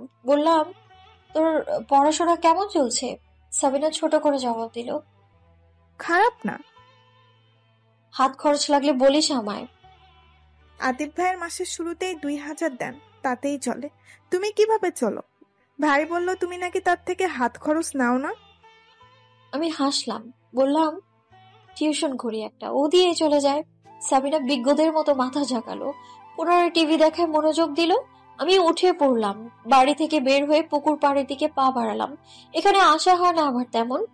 বিকেলের সূর্যের রঙের রাঙা আলো পুকুরের জলে পড়ায় জল কেমন চিকচিক করছে। কি সুন্দর দৃশ্য! আমার চোখ থমকালো, থেমে গেল পা চোরা। প্রকৃতির এই সুন্দর দৃশ্যকে পূর্ণতা দিতেই বোধহয় পুকুরের সিঁড়িতে 3/4 প্যান্ট আর লালচে গেঞ্জি পরিহিত ঝাঁকড়া চুলওয়ালা পুরুষের আবির্ভাব। কিন্তু সে কিভাবে এখানে? প্রশ্নের জর্জরিত হৃদয়ে উত্তর না খুঁজে সেই দিকেই ছুটে গেল। তার পেছনে গিয়ে দাঁড়াতেই সে বলে উঠল, আবারও দেখা হয়ে গেল মিস অতিথি। না, ভুল বললাম বোধহয়। আজ আমি আপনার অতিথি। বলেই সে হাসলো, সেই গা কাঁপানো হাসি। আমি 2 সিঁড়ি নেমে এসে তার থেকে সামান্য দূরত্ব রেখে বসলাম। বিকেলের লালচে আলোর লালচে কিরণে স্বচ্ছকে সুন্দর লাগছে। শ্যামা পুরুষদের রোদের কিরণে এতটা সুন্দর লাগে আগে জানা ছিল না তো আমার। আমি আমার ভেতরে অস্থিরতা অনুভব করলাম, তবে তা চেপে রাখলাম। পুকুরের জলে চোখ রেখে প্রশ্ন করলাম, আপনি আমাদের আত্মীয়? মনে তো হচ্ছে সেটাই। আপনাকে আগে কখনো দেখিনি কেন? সুযোগ দেননি, আবার হয়তো আমাদের ভাগ্যে ছিল না তাই। আপনি সোজাভাবে কথা বলতে কবে শিখবেন? সে জবাব দেয় না, উদাস চোখে তাকিয়ে থাকে সামনে। হাসি মুখটা কেমন মলিন হয়ে এসেছে। আমি চোখ ছোট করে তাকাই, কিছু বলতে নিব, তার পূর্বেই সে ভীষণ হতাশ গলায় শুধায়, কেন পালালে না আদ্রিতা? সেদিন অমর না হলে হয়তো আমাদের জীবনটা ভিন্ন হতো, সবকিছু এতটা জটিল হতো না। চমকে তাকাই আমি। এই প্রথম স্বচ্ছর কঠিন কথাটা আমার বুঝতে সময় লাগলো না। মস্তিষ্কের সাথে সাথে শরীরটাও কেমন অবশ হয়ে আসতে চাইলো আমার। স্বচ্ছ শুকনো হাসলো, উঠে যেতে যেতে বলল, সন্ধ্যার পূর্বে বাড়িতে ফিরে যাবেন। যুবতী মেয়েদের সন্ধ্যায় এভাবে পুকুর পাড়ে থাকাটা ঠিক না। আমি জবাব দেইনি, স্বচ্ছকে আটকাইনি আমি। তার কাছে আর কিছু জানতেও চাইনি। মনে মনে কেবল একটা কথাই জপে গেলাম, পাপ করেছি, ভীষণ বড় পাপ করে ফেলেছি। এর প্রায়শ্চিত্ত করব কি করে আমি? বাড়িতে ঢুকে বসার ঘরে স্বচ্ছকে দেখতে পেলাম না। মন কেমন করে ওঠে, চলে গেল বুঝি? সাবিনা তখন টিভি দেখছে। আমি ওকে বললাম, স্বচ্ছকে দেখেছিস? ও কেমন করে তাকালো, চোখ উল্টে বলল, কে সেটা? আমি বিরক্ত হলাম। এই মেয়েটা টিভির সামনে বসলে না দিন দুনিয়ার হিসাব সব ভুলে যায়। ওর সামনে থেকে গোটা বাড়িটা চুরি করে নিয়ে গেলেও না সে টের পাবে না। সেখানে একটা মানুষকে টের পাওয়া তো দুষ্কর ব্যাপার স্যাপার। আমি কথা পাল্টে বললাম, বাড়িতে আর কারা এসেছে? চাচা যান তার কোনো বন্ধুদের দাওয়াত দিয়েছেন নাকি? পারিবারিকভাবে কিছু ভুল বোঝাবুঝি হয়েছিল নাকি তাদের মধ্যে? আমার আর বুঝতে বাকি রইল না কিছুটি। অসহায় লাগলো নিজেকে। স্বচ্ছদের বাড়িতে স্বচ্ছর মায়ের আমার আচরণের কারণটাও বোধগম্য হলো। এমন একটা কাজ করার পর আমাকে আর অপছন্দ হওয়াটাই তো স্বাভাবিক তার। আর স্বচ্ছ, সেও কি আমায় খুব বেশি অপছন্দ করে? আমার চোখ জ্বলতে শুরু করলো, কান্না পাচ্ছে খুব। সেদিনের হুট করে নেওয়া সিদ্ধান্তের জন্য আজ কতটা ভুগতে হচ্ছে। স্বচ্ছর সাথে আমার পুনরায় দেখা হলো সন্ধ্যায়। পুরোটা বিকেল সে কোথায় ছিল জানা নেই আমার। বসার ঘরে সকলকে সন্ধ্যার নাস্তার জন্য ডাকা হয়েছে। কোনো সময় আমি সবার আগে চলে এলেও আজ এলাম সবার শেষে। স্বচ্ছ আর তার মায়ের সামনাসামনি হতে অস্বস্তি থেকে ভয় হচ্ছে খুব। অনুভব করলাম আমার হাত পা কাঁপছে, চোখের পাতাও তীর তীর করে কাঁপছে। আমি ভয় পাচ্ছি, স্বচ্ছকে পুরোপুরি ভাবে হারিয়ে ফেলার ভয়। নিজের ছোট্ট বোকামোর নিষ্ঠুর পরিণতির ভয়। আমি এসে বসার ঘরের দরজার সামনে চুপটি করে দাঁড়ালাম। আশ্চর্যজনকভাবে আমি আমার পরিবারের লোকদের চোখের দিকে তাকাতেও ভয় পাচ্ছি। অপরাধ বোধ হচ্ছে খুব। বাবাকে হেনস্থ হতে হয়েছে ভাবতেই বুকটা ভারী হয়ে আসছে আমার। এতটা নিষ্ঠুর কিভাবে হলাম আমি? স্বচ্ছর সাথে আমার বিয়েটা ঠিক হয় হঠাৎ করেই, কোনো প্রকার দেখাশোনা ছাড়া। স্বচ্ছর বাবার সাথে আমার বাবার বেশ পুরনো দিনের সম্পর্ক। কোনো এক কালে কাঁধে কাঁধ মিলিয়ে চললেও দুজনের মাঝে দেখা সাক্ষাৎ নেই বহু বছর। কিছুদিন পূর্বেই মাছের বাজারে হঠাৎ তাদের দেখা। স্বচ্ছর ফুপুর বাড়ি কাছেই, পাশেই। বোনের বাড়িতে বেড়াতে এসেছেন, তাই বাজার থেকে বড় মাছ কিনতে গিয়েছিলেন ভদ্রলোক। মাছ বিক্রেতা ছেলেটার বয়স 24-এর কাছাকাছি। বাজারের সব থেকে তাজা মাছগুলো পাওয়া যায় তার কাছে। বাবা সব সময় তার থেকেই মাছ নেয়, কাজেই ওর কাছে থাকা সব থেকে বড় মাছটা বাবার জন্য আলাদা করে রেখে দেওয়া হয়। আজ বেশ বড় একটা রুই এনেছেন। ভদ্রলোক অত বড় মাছখানা দেখে দাম জানতে চাইলেই মাছ বিক্রেতা ছেলেটা জানান। ভদ্রলোক ফের বলেন, তোমার বড় সাহেব কি মাছটা কিনেছেন? না কিনলে আমায় দাও, বোনের বাড়িতে যাচ্ছি, একটু বড়সড় মাছ নিতে পারলে ভালো হয়। ভদ্রলোক অপমান বোধ করেন। ঘুরে চলে যেতে নিলে বাবার সাথে দেখা। আলাপ বিনিময়ের এক পর্যায়ে মাছের ব্যাপার উঠলে বাবা তাকে মাছটা দিয়ে দেন। পরপর 2 দিন বাবার সাথে ভদ্রলোকের বাজারে দেখা হয়। চায়ের দোকানে বসে ঘন্টাখানেক আড্ডা হয়। আমাদের বাসায় দাওয়াত করলে ভদ্রলোক জানান অন্য কখনো আসবেন তিনি। তার অফিসের কাজে আজই ফিরতে হবে তাকে। বাবা কিছুটা দুঃখ পায়, এতদিনের পুরনো বন্ধুকে পেয়েও একবেলা খাওয়াতে পারলো না, ব্যাপারটা দুঃখজনক। বাড়িতে খাওয়াতে না পারলেও বাবার জোরাজোরিতে বাজারের একটা হোটেলে সকালের নাস্তা করলো দুজন। কথায় কথায় পরিবারের কথাও উঠলো। স্বচ্ছর বয়স হয়ে যাচ্ছে, বিয়ে শাদী করানো প্রয়োজন। বাবাও তখন চট করে আমার কথা বলে ফেললেন। মোটামুটি দুজনে নিজেদের মধ্যেই সিদ্ধান্ত নিয়েছিলেন। কেবল পরিবারের সদস্যদের সিদ্ধান্তের অপেক্ষা ছিল। বড় চাচা মারা যাওয়ার পর থেকে যেহেতু বাবাই আমাদের বংশের মাথা, সেহেতু তিনি কারো পরামর্শ নেওয়ার থেকে নিজের মতামত জানানোটাকেই বেশি প্রাধান্য দিলেন। বাড়ির পরিবেশ তখন থমথমে। আমি কোনো কথা ছাড়াই নিজের রুমে ফিরে গেলাম। বিয়ে নিয়ে একটু শব্দ পর্যন্ত করলাম না। হিসাব নিকেশ করে 3 দিন পর মামার সাহায্যে বাড়ি ছাড়লাম আমি। কিন্তু সেদিন স্বচ্ছ রাজশাহী থেকে এসেছিল আমার সাথে দেখা করতে। গুরুজনদের মতামতে সে বিশ্বাসী নন। সে নিজ থেকে বিয়ের বিষয়ে আমার সাথে সামনাসামনি আলোচনা করার সিদ্ধান্ত নিয়েছিল। এই কথা আমার বাবা ছাড়া অন্য কেউ জানতো না। কিন্তু স্বচ্ছর কষ্ট করে আমাদের বাড়ি পর্যন্ত আসতে হলো না, স্টেশনেই আমার সাথে দেখা হয়ে গেল। ততক্ষণে বাড়িতেও জানাজানি হয়ে গেল আমার পালানোর কথা। স্টেশনে এক দেখাতে স্বচ্ছ আমাকে চিনে ফেলার কারণ একটাই, তাকে আমার ছবি দেখানো হয়েছিল। 1খানা নয়, 5খানা।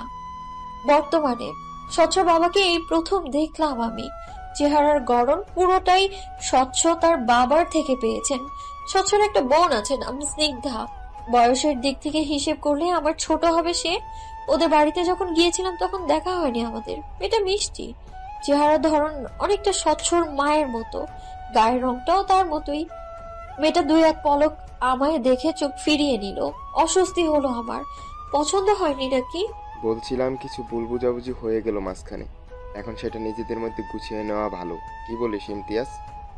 বাবার কথায় স্বচ্ছর বাবা তেমন একটা প্রতিক্রিয়া করলেন না, তবে স্বচ্ছর মা গমগমে কণ্ঠে বলে উঠলেন, যা ঘটে গেছে তা থাক না ভাইজান, পুরনো জিনিস ঘেটে দেখার কিছু নেই। তার কথায় স্পষ্ট বোঝা যাচ্ছে সে কোনো বোঝাপড়ায় আসতে চাইছেন না। হয়তো তিনি স্বচ্ছর সাথে আমাকে জড়াতে চাইছেন না কোনোভাবে। আমার জ্বলে ওঠা আশার আলো পুনরায় মৃদু হয়ে গেল। হয়তো খানিক বাদে ধাপ করে নিভে যাবে। মা বলে উঠলেন, তা বললে হয় নাকি বাপা? বাচ্চারা ভুল করবে, স্বাভাবিক। ওদের ভুলটা শুধরে দিয়ে নিজেদের মাঝে দূরত্ব ঘুচিয়ে আনা অবশ্যই জরুরি। মায়ের কথায় সায় দিলেন বাবা। আমি তখনও চুপটি করে দাঁড়িয়ে আর চোখে স্বচ্ছকে দেখলাম। সে বরাবরের মতোই শান্ত। মানুষটা নিজেকে এতটা শান্ত কি করে রাখে? কোনো পরিস্থিতিতেই যেন তাকে টলাতে পারে না। আমি চোখ ফিরিয়ে নিলাম। বড়দের মাঝে অনেক কথা হওয়ার পর আমার পালাইলো। স্বচ্ছর মা সবার সাথে অনেকটা স্বাভাবিকভাবে কথা বললেও আমার সাথে সেইভাবে কথা বললেন না। মুখের ভারী ভাব ধরে রেখে কথা বললেন, তোমার বিয়েতে মত নেই এটা বাড়িতে বলে না কেন? আমি ঠিকভাবে কিভাবে জবাবটা দিব খুঁজে পেলাম না। আসলেই তো কেন বাসায় জানালাম না? বাসায় জানানোর কথা তখন আমার মাথায় আসেইনি। রাগের বশীভূত হয়ে জ্ঞান হারিয়েছিলাম আমি। মাথায় যেটা এসেছে সেটাই করেছি। সাথে আমার অকেজো মামা তো আছেই। এই মুহূর্তে মনে হচ্ছে এত কিছু ঘটার কারণ কেবলমাত্র মামার সাপোর্ট ছাড়া এত বড় কাজ আমার পক্ষে করা সম্ভব ছিল না। বাড়িতে ফিরুক কেবল, মাছ কাটা বটি নিয়ে তাড়া করবো তাকে আমি। চুপ কেন? নড়ে চড়ে দাঁড়ালাম আমি, অসহায় দৃষ্টিতে বাবার দিকে তাকালাম। আমায় সাহায্য করার মতো পরিস্থিতি নেই, তাই সকলেই চুপ করে আছে। বাবার কথার বিপরীতে কথা বলার সাহস ছিল না। হঠাৎ করেই ঝোঁকের বসে বেরিয়ে পড়েছিলাম। একা নাকি কারোর সাথে? আমি ছোট্ট করে বললাম, মামার সাথে। সচ্ছর মা তাচ্ছিল্য করে হাসলেন। মামার সাথে নাকি প্রেমিকার সাথে? এই ধরনের কথা বললেই বুঝি সবাই বিশ্বাস করে নেবে। বর্তমানে ছেলে মেয়েরা ভালোই কাহিনী বানাতে পারে। তোমাদের বয়স পার করে এসেছি আমরা, তোমাদের পেটের কথা বুঝে ফেলার মতো ক্ষমতা আছে আমাদের। আমি স্তব্ধ চোখে তাকিয়ে রইলাম। এমন কিছু হতে পারে ভাবনার বাইরে ছিল। দেখলাম বাবা, মা, ভাইয়া তারাও অনেকটা স্তব্ধ হয়ে গিয়েছে। হয়তো তারাও ভাবেনি এমন কিছু বলবেন উনি। আমার চোখে ততক্ষণে জল চলে এসেছে। শেষে কিনা নিজের চরিত্রেও তকমা লাগিয়ে দিলাম। আপনি ভুল ভাবছেন আপা, মেয়ে তো আপনার বাড়িতেই ছিল, আপনি তো তা বেশ ভালো করে জানেন। তাছাড়া আশাই পর্যন্ত তো আদ্রিতা স্বচ্ছর বাবার সাথে ছিল, হয়তো আদ্রিতা স্বচ্ছকে চিনত না, এই আর কি। বাবার কথায় সচ্ছর মা পুনরায় বললেন, আজকাল তো এমন ঘটনা অহরহ ঘটছে ভাইজান। প্রেমিকের জন্য ঘর ছাড়ছে মেয়েরা, প্রেমিক তাকে ফেলে চলে যাচ্ছে, মানুষের মুখে মুখে শোনা যাচ্ছে আজকাল এমন ঘটনা। মাফ করবেন ভাইজান, কিন্তু আমি এখানে এমন কিছু ছাড়া অন্য কিছু ভাবতে পারছি না। আমার বলার মতো কিচ্ছু রইল না। বাবাকেও দেখলাম কেমন নিভে গেছে। হয়তো তিনিও জোর দিয়ে কিছু বলতে পারছে না। এই প্রথম আমি বাবাকে হেরে যেতে দেখলাম। আমি তাকে হারিয়ে দিয়েছি পরিবারের কাছে, আত্মীয়দের কাছে এবং গোটা সমাজের কাছে। আমি সব সময় চাইতাম বাবাকে হারাতে, কিন্তু আজ বাবারই হেরে যাওয়া আমায় বিধ্বস্ত করে তুলছে, ভেঙে গুড়িয়ে দিচ্ছে। আমি এইভাবে কখনো হারাতে চাইনি তাকে, না চেয়েছি নিজেকে এইভাবে বিলীন হতে দিতে। আমি জলে ভরা চোখে স্বচ্ছকে দেখলাম। সে এখনো আগের মতোই বসে আছে। সে কি আমার হয়ে একটা শব্দ বলতে পারতো না? পারতো না আমায় নিয়ে মিথ্যে অপবাদ থেকে রেহাই দিতে? হয়তো পারতো, তবে সেটা তার প্রয়োজন মনে হয়নি। আমি বোকা, মিথ্যে আশায় প্রদীপ জ্বালিয়ে বসেছিলাম। আমি এখানে দাঁড়িয়ে থেকে তামাশা দেখার আর প্রয়োজন বোধ করলাম না। ধীর পায়ে উল্টো ঘুরে চলে এলাম আমি। নিজেকে অপবাদ থেকে মুক্তি দিতেও চেষ্টা করলাম না। কি দরকার? অন্যের কাছে নিজেকে খোলাসা করা তো বৃথা। স্বচ্ছরা সেদিন বাদে পরদিন চলে যেতে চাইলে বাবা বাধা দিলেন। ভুল বোঝাবুঝির সূত্র ধরে তারা চলে গেলে বাবার অপমান বোধ বাড়বে ভেবে বাড়ির সকলে তাদের প্রাপ্য খাতির যত্ন করলেন। আমি রুম থেকে বের হওয়া বন্ধ করে দিলাম। কেউ অবশ্য এই নিয়ে কোনো কথা বললও না। কখনো ভাবি, কখনো সাবিনা এসে খাবার দিয়ে যায়। এর মাঝে অভাবনীয় এক ঘটনা ঘটলো। সেদিন বিকেলের কথা।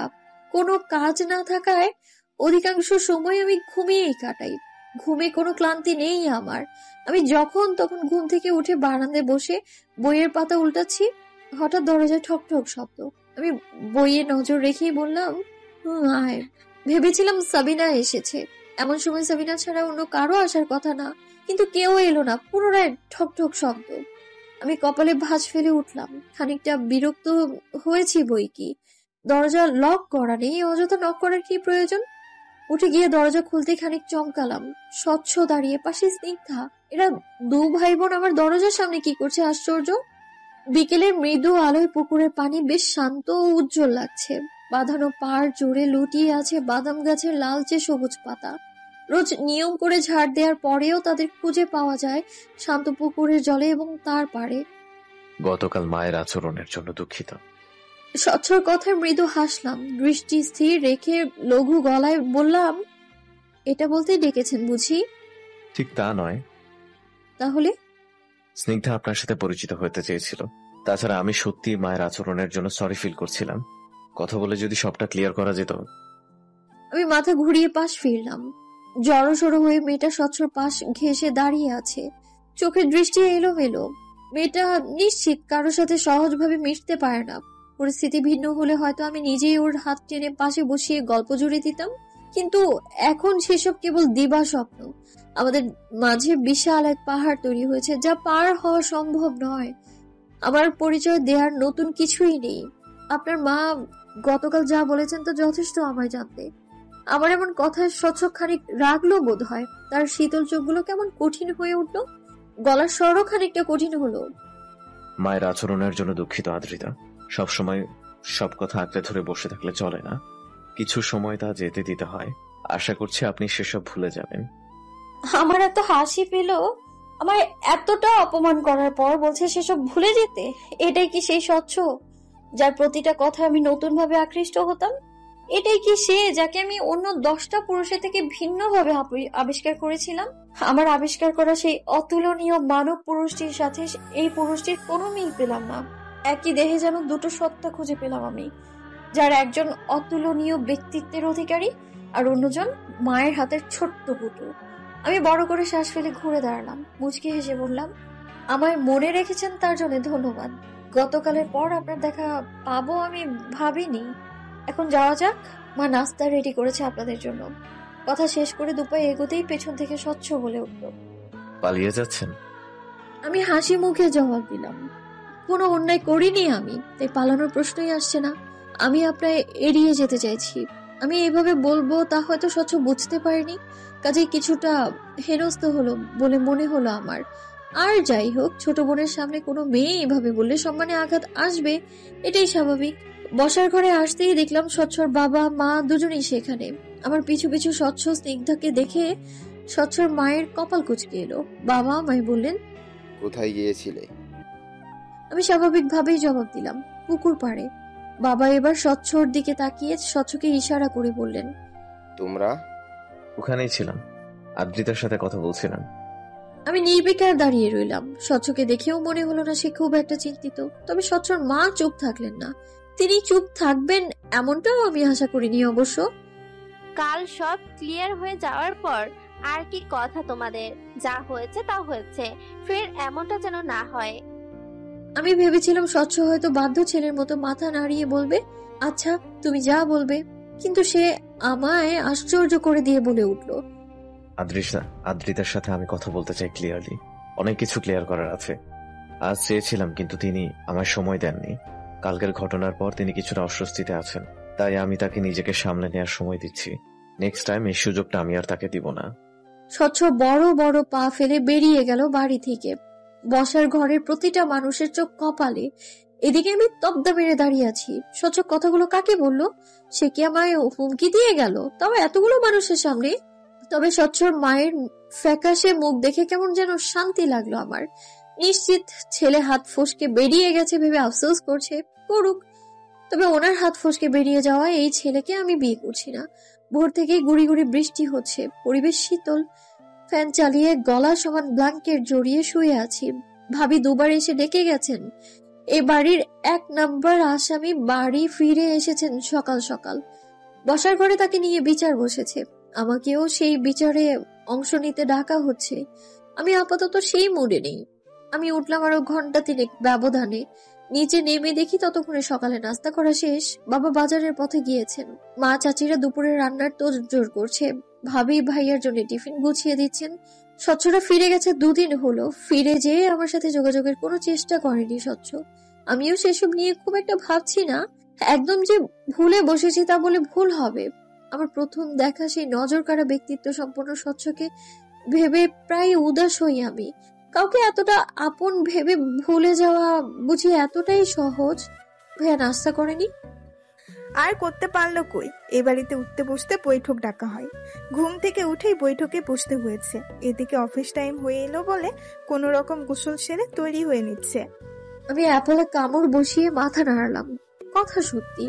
পরক্ষণে কৌতূহল হলো, বললাম, মামার শাস্তি কি হলো? কি আর হবে, এই মাস থেকে ব্যবসায় ঢুকতে বলেছেন বাবা। এই বাড়িতে থাকতে হলে প্রতি মাসে তাকে কম করে হলেও 40,000 কামাতে হবে। এই সত্য রেখে তাকে ঘরে ঢুকতে দেওয়া হয়েছে। বেশ, বাবা কি বললো? কিছুই না, দেখো গিয়ে আবার পালানোর রাস্তা খুঁজছে হয়তো। দেখতে দেখতে কেমন করেই যেন কেটে গেল 4টা মাস। টার্ম ফাইনাল চলছে। এতদিনের গুছিয়ে রাখা পড়া এখন সব কাঁধে চেপে বসেছে। পড়ার টেবিল, চেয়ার, বেড সব জায়গায় ছড়িয়ে ছিটিয়ে রয়েছে বই। চোখের নিচে মোটা কালো দাগ। শান্তির ঘুম নেই, সেই কবে ভুলে গেছি ঘুম। অগোছালো চুল নিয়ে হল, লাইব্রেরি, বইয়ের দোকানে ছোটাছুটি, এর ওর কাছ থেকে নোট কালেকশন, সব মিলিয়ে এক ভয়ঙ্কর জীবন পার করছি আমি। এর মাঝে যখন পরীক্ষার হলে প্রশ্ন দেখে চোখ বড় বড় হয়ে যায় আর অবচেতন মন বলে ওঠে, এগুলো আবার কি? সেই অনুভূতি তো বুঝিয়ে বলার মতো না। আমার এই বিভৎস দিনের এক বিভৎস সন্ধ্যায় হঠাৎ এক অপরিচিত নাম্বার থেকে কল এলো। হলে তখন বিদ্যুৎ নেই। চার্জার লাইটের আলোয় জোরপূর্বক বইয়ের পাতা উল্টাচ্ছি। আগামীকাল হিস্ট্রি এক্সাম।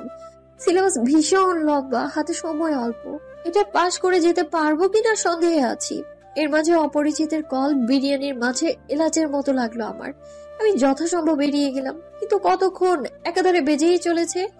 রুমমেট মেয়েটা ঘুম জড়ানো গলায় বলে উঠলো, আদ্রি, কল ধরার হলে কল ধরো, নয়তো বালতির পানিতে চুবিয়ে রাখো মোবাইল। আমাকে ঘুমাতে দাও। রুমমেটের ঘুম নষ্ট না করতেই কলটা রিসিভ করলাম। ওপাশ থেকে আওয়াজ এলো না, যেন কল দাতা চাইছেন আলাপটা আমি শুরু করি। আশ্চর্য, আমি কেন তা করতে যাব? আমার জেদের কাছে হার মেনে নিয়ে কল দাতা নিজে থেকেই বলে উঠলো, কেমন আছেন?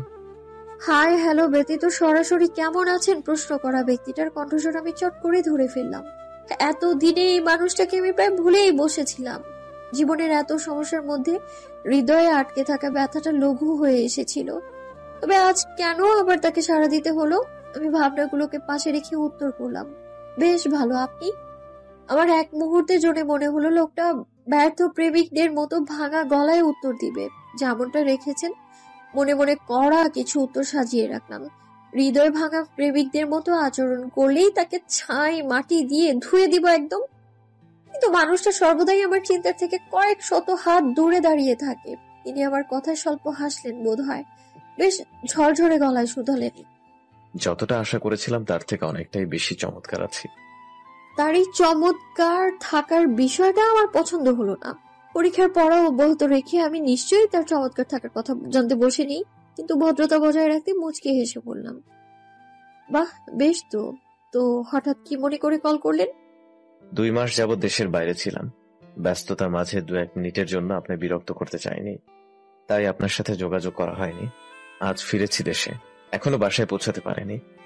আপনার হল থেকে 4 মিনিটের পথ পার হলেই যে লাল সবুজ রঙের বাঁশের রেস্তোরাঁটা, ওখানে বসে আছি। দুপুরের খাবারটা খাওয়া হয়নি, এখন গরম ভাত আর গরুর মাংস খাবো। একা একা খেতে কেমন কেমন লাগছে, একজন সঙ্গী হলে খারাপ হয় না। তাই ভাবলাম আপনায় কল করি, যেহেতু নাগালের ভেতরেই আছেন। তার এমন কথায় কেমন প্রতিউত্তর করব ভেবে পেলাম না, তবে উপলব্ধি করলাম আমার কান ক্রমশ গরম হয়ে উঠছে, যেন যখন তখন রেলের ইঞ্জিন থেকে ধোঁয়া ছড়ার মতো ধোঁয়া ছড়াবে। একটা মানুষ কতটা ইডিয়েট হলে এমন কাজ করে?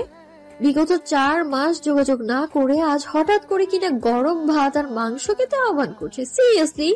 আমি সবিনয়ে তার আহ্বান ফিরিয়ে দিলাম, কিন্তু তিনি তৎক্ষণাৎ বলে বসলেন, তাহলে পার্সেল নিয়ে আপনার হলের সামনে আসি। আপনি 2টো প্লেট আর 1 বোতল পানি নিয়ে নিচে আসেন। রাস্তার পাশে বসে না হয় একসাথে খাবো। ব্যাপারটা কিন্তু খারাপ হয় না। রাস্তায় চলতে থাকা যানবাহন আর হরেক রকমের মানুষ দেখতে দেখতে খাবার উপভোগ করা যাবে। আমি না হয় একটা শীতল পাটিও কিনে নিয়ে আসছি। আমি বাকরুদ্ধ, জবাব দিতে পারলাম না। তবে স্বচ্ছকে যতটুকু চিনি, এমন একটা কাণ্ড ঘটাতে তার পক্ষে অসম্ভব কিছুই না। দেখা গেল সত্যি সত্যি হলের সামনে এসে দারোয়ানকে বলে বসলো, বাবা আদিত্যকে ডেকে দেন তো, আমরা আজ রাস্তার পাশে গরম ভাত আর গরুর মাংসের পার্টি করব। আমি ফুস করে নিঃশ্বাস ছাড়লাম, খুলে রাখা বইটা বন্ধ করে ছোট্ট করে জবাব দিলাম, আসছি।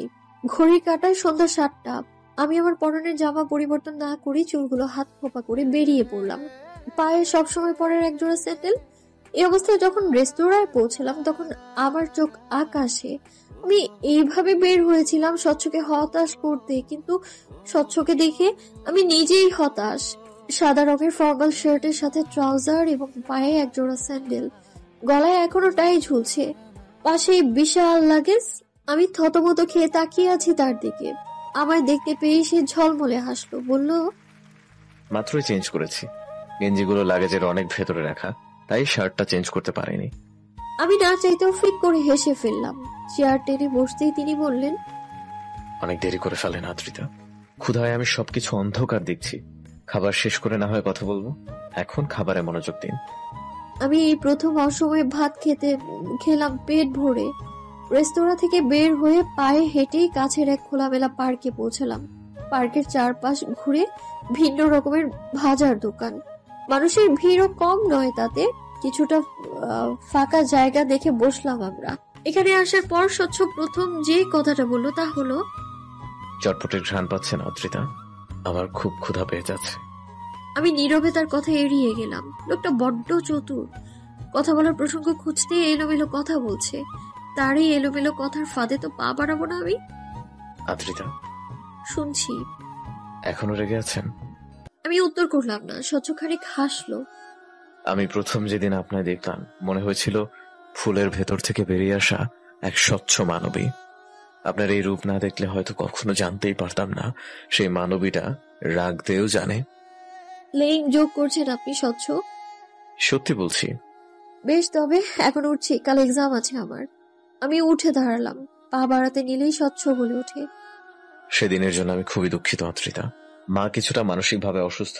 আসলে বড় ভাইয়া যেদিন বাড়ি ছেড়ে চলে গেল, ঠিক সেদিন থেকে মা কেমন যেন বদলে গেল।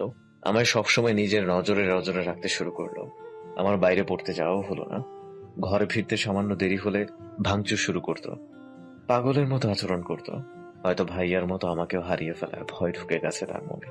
আমি যদি সেদিন আপনার হয়ে কথা বলতাম, মা মানসিকভাবে ভেঙে পড়তো। আমার আপনার উপর ভরসা ছিল অদ্রিতা। ভেবেছিলাম আপনায় বুঝিয়ে বললে বুঝবেন। আপনিও বুঝলেন না আমায়। আমায় নিজেকে একবার ক্লিয়ার করার সুযোগ অবধি দিলেন না। আপনার এত কঠিন রূপে দেখতে চাইনি আমি অদ্রিতা। অবাক হলাম আমি। স্বচ্ছ বড় ভাই আছে এই কথা আমি জানতাম না। আর কোথায় বা চলে গেছে? প্রশ্ন সরিয়ে রেখে আমি বললাম, আন্টি কেমন আছে এখন? মায়ের অবস্থা আগের থেকে অনেকটাই ভালো, কিন্তু মাঝে মাঝে এখনো পাগলামি করে। এই তো আমি বাইরে যাওয়ার আগেই কত পাগলামি করলো, কিন্তু পরে আবার স্বাভাবিক। নিজেই আমার লাগেজ গুছিয়ে দিল। আর ভাইয়া, সে কোথায়? ভাইয়া বাড়ি ছেড়ে চলে গেছেন প্রায় 7 বছর। ভাইয়া লন্ডনে পড়াশোনা করত। ওখানে এক খ্রিস্টান মেয়েকে বিয়ে করে। দেশে এসেছিল হঠাৎ করে বউয়ের সাথে নিয়ে। বাবা মেনে নেননি। সেদিনই সম্পর্ক ছিন্ন করে যেভাবে এসেছিল সেভাবেই বেরিয়ে যায়। আর কখনোই যোগাযোগ করেনি আমাদের সাথে। আমি অবশ্য কয়েকবার চেষ্টা করেছিলাম, লাভ হয়নি। স্বচ্ছর কণ্ঠে অসহায়ত্ব। আমি স্পষ্ট তার চোখে জল দেখতে পাচ্ছি। মানুষটা না বলে হয়তো লুকোনো এই ব্যথার কথা কখনো জানতেই পারতাম না, কখনোই বুঝতে পারতাম না একগাল হাসির পেছনে ভয়ঙ্কর অতীত লুকিয়ে থাকে। আমার কষ্ট হলো আন্টির জন্য। মা হয়ে কতটা ব্যথাই না সে সহ্য করেছে, এখনো হয়তো করছে। কখনো দেখা হলে মাফ চেয়ে নিব তার কাছে। আদ্রিতা, শুনছি। আপনি আরেকবার মায়ের সাথে দেখা করবেন প্লিজ। আমি মায়ের অমতে যে আপনাকে চাই না, আপনাকে ছাড়া অন্য কাউকেও চাই না, আর না চাই অন্য কাউকে আপনাই দিতে। বুঝতে পারছেন আদ্রিতা? আমি ঠিক এই কথাটাই বলতে চেয়েছি আপনাকে। মনে হলো স্বচ্ছর গলা কাঁপছে। সেও কি ভয় পাচ্ছে? কিসের ভয়? আমাকে হারানোর? আমি এই প্রশ্নের উত্তর খুঁজতে স্বচ্ছর জলে ঘেরা গভীর দুটো চোখ দুটোর দিকে তাকালাম, কিন্তু তার এই সমুদ্র সমান গভীর চোখ দুটোর ভাষা আজও বুঝে উঠতে পারলাম না। এই মানুষটার চোখের ভাষা এত কঠিন কেন? আমি চোখ ফিরিয়ে আকাশ পানে চাইলাম। আকাশে চাঁদ নেই, তবে কিছু সংখ্যক নিভু তারা দেখা যাচ্ছে। আমি স্বচ্ছর পানে না তাকিয়ে বললাম, কখনো প্রেমিকের হাত ধরেছেন স্বচ্ছ? আপনি চাইলে আমার হাত ধরতে পারেন, আমি কিছু মনে করব না।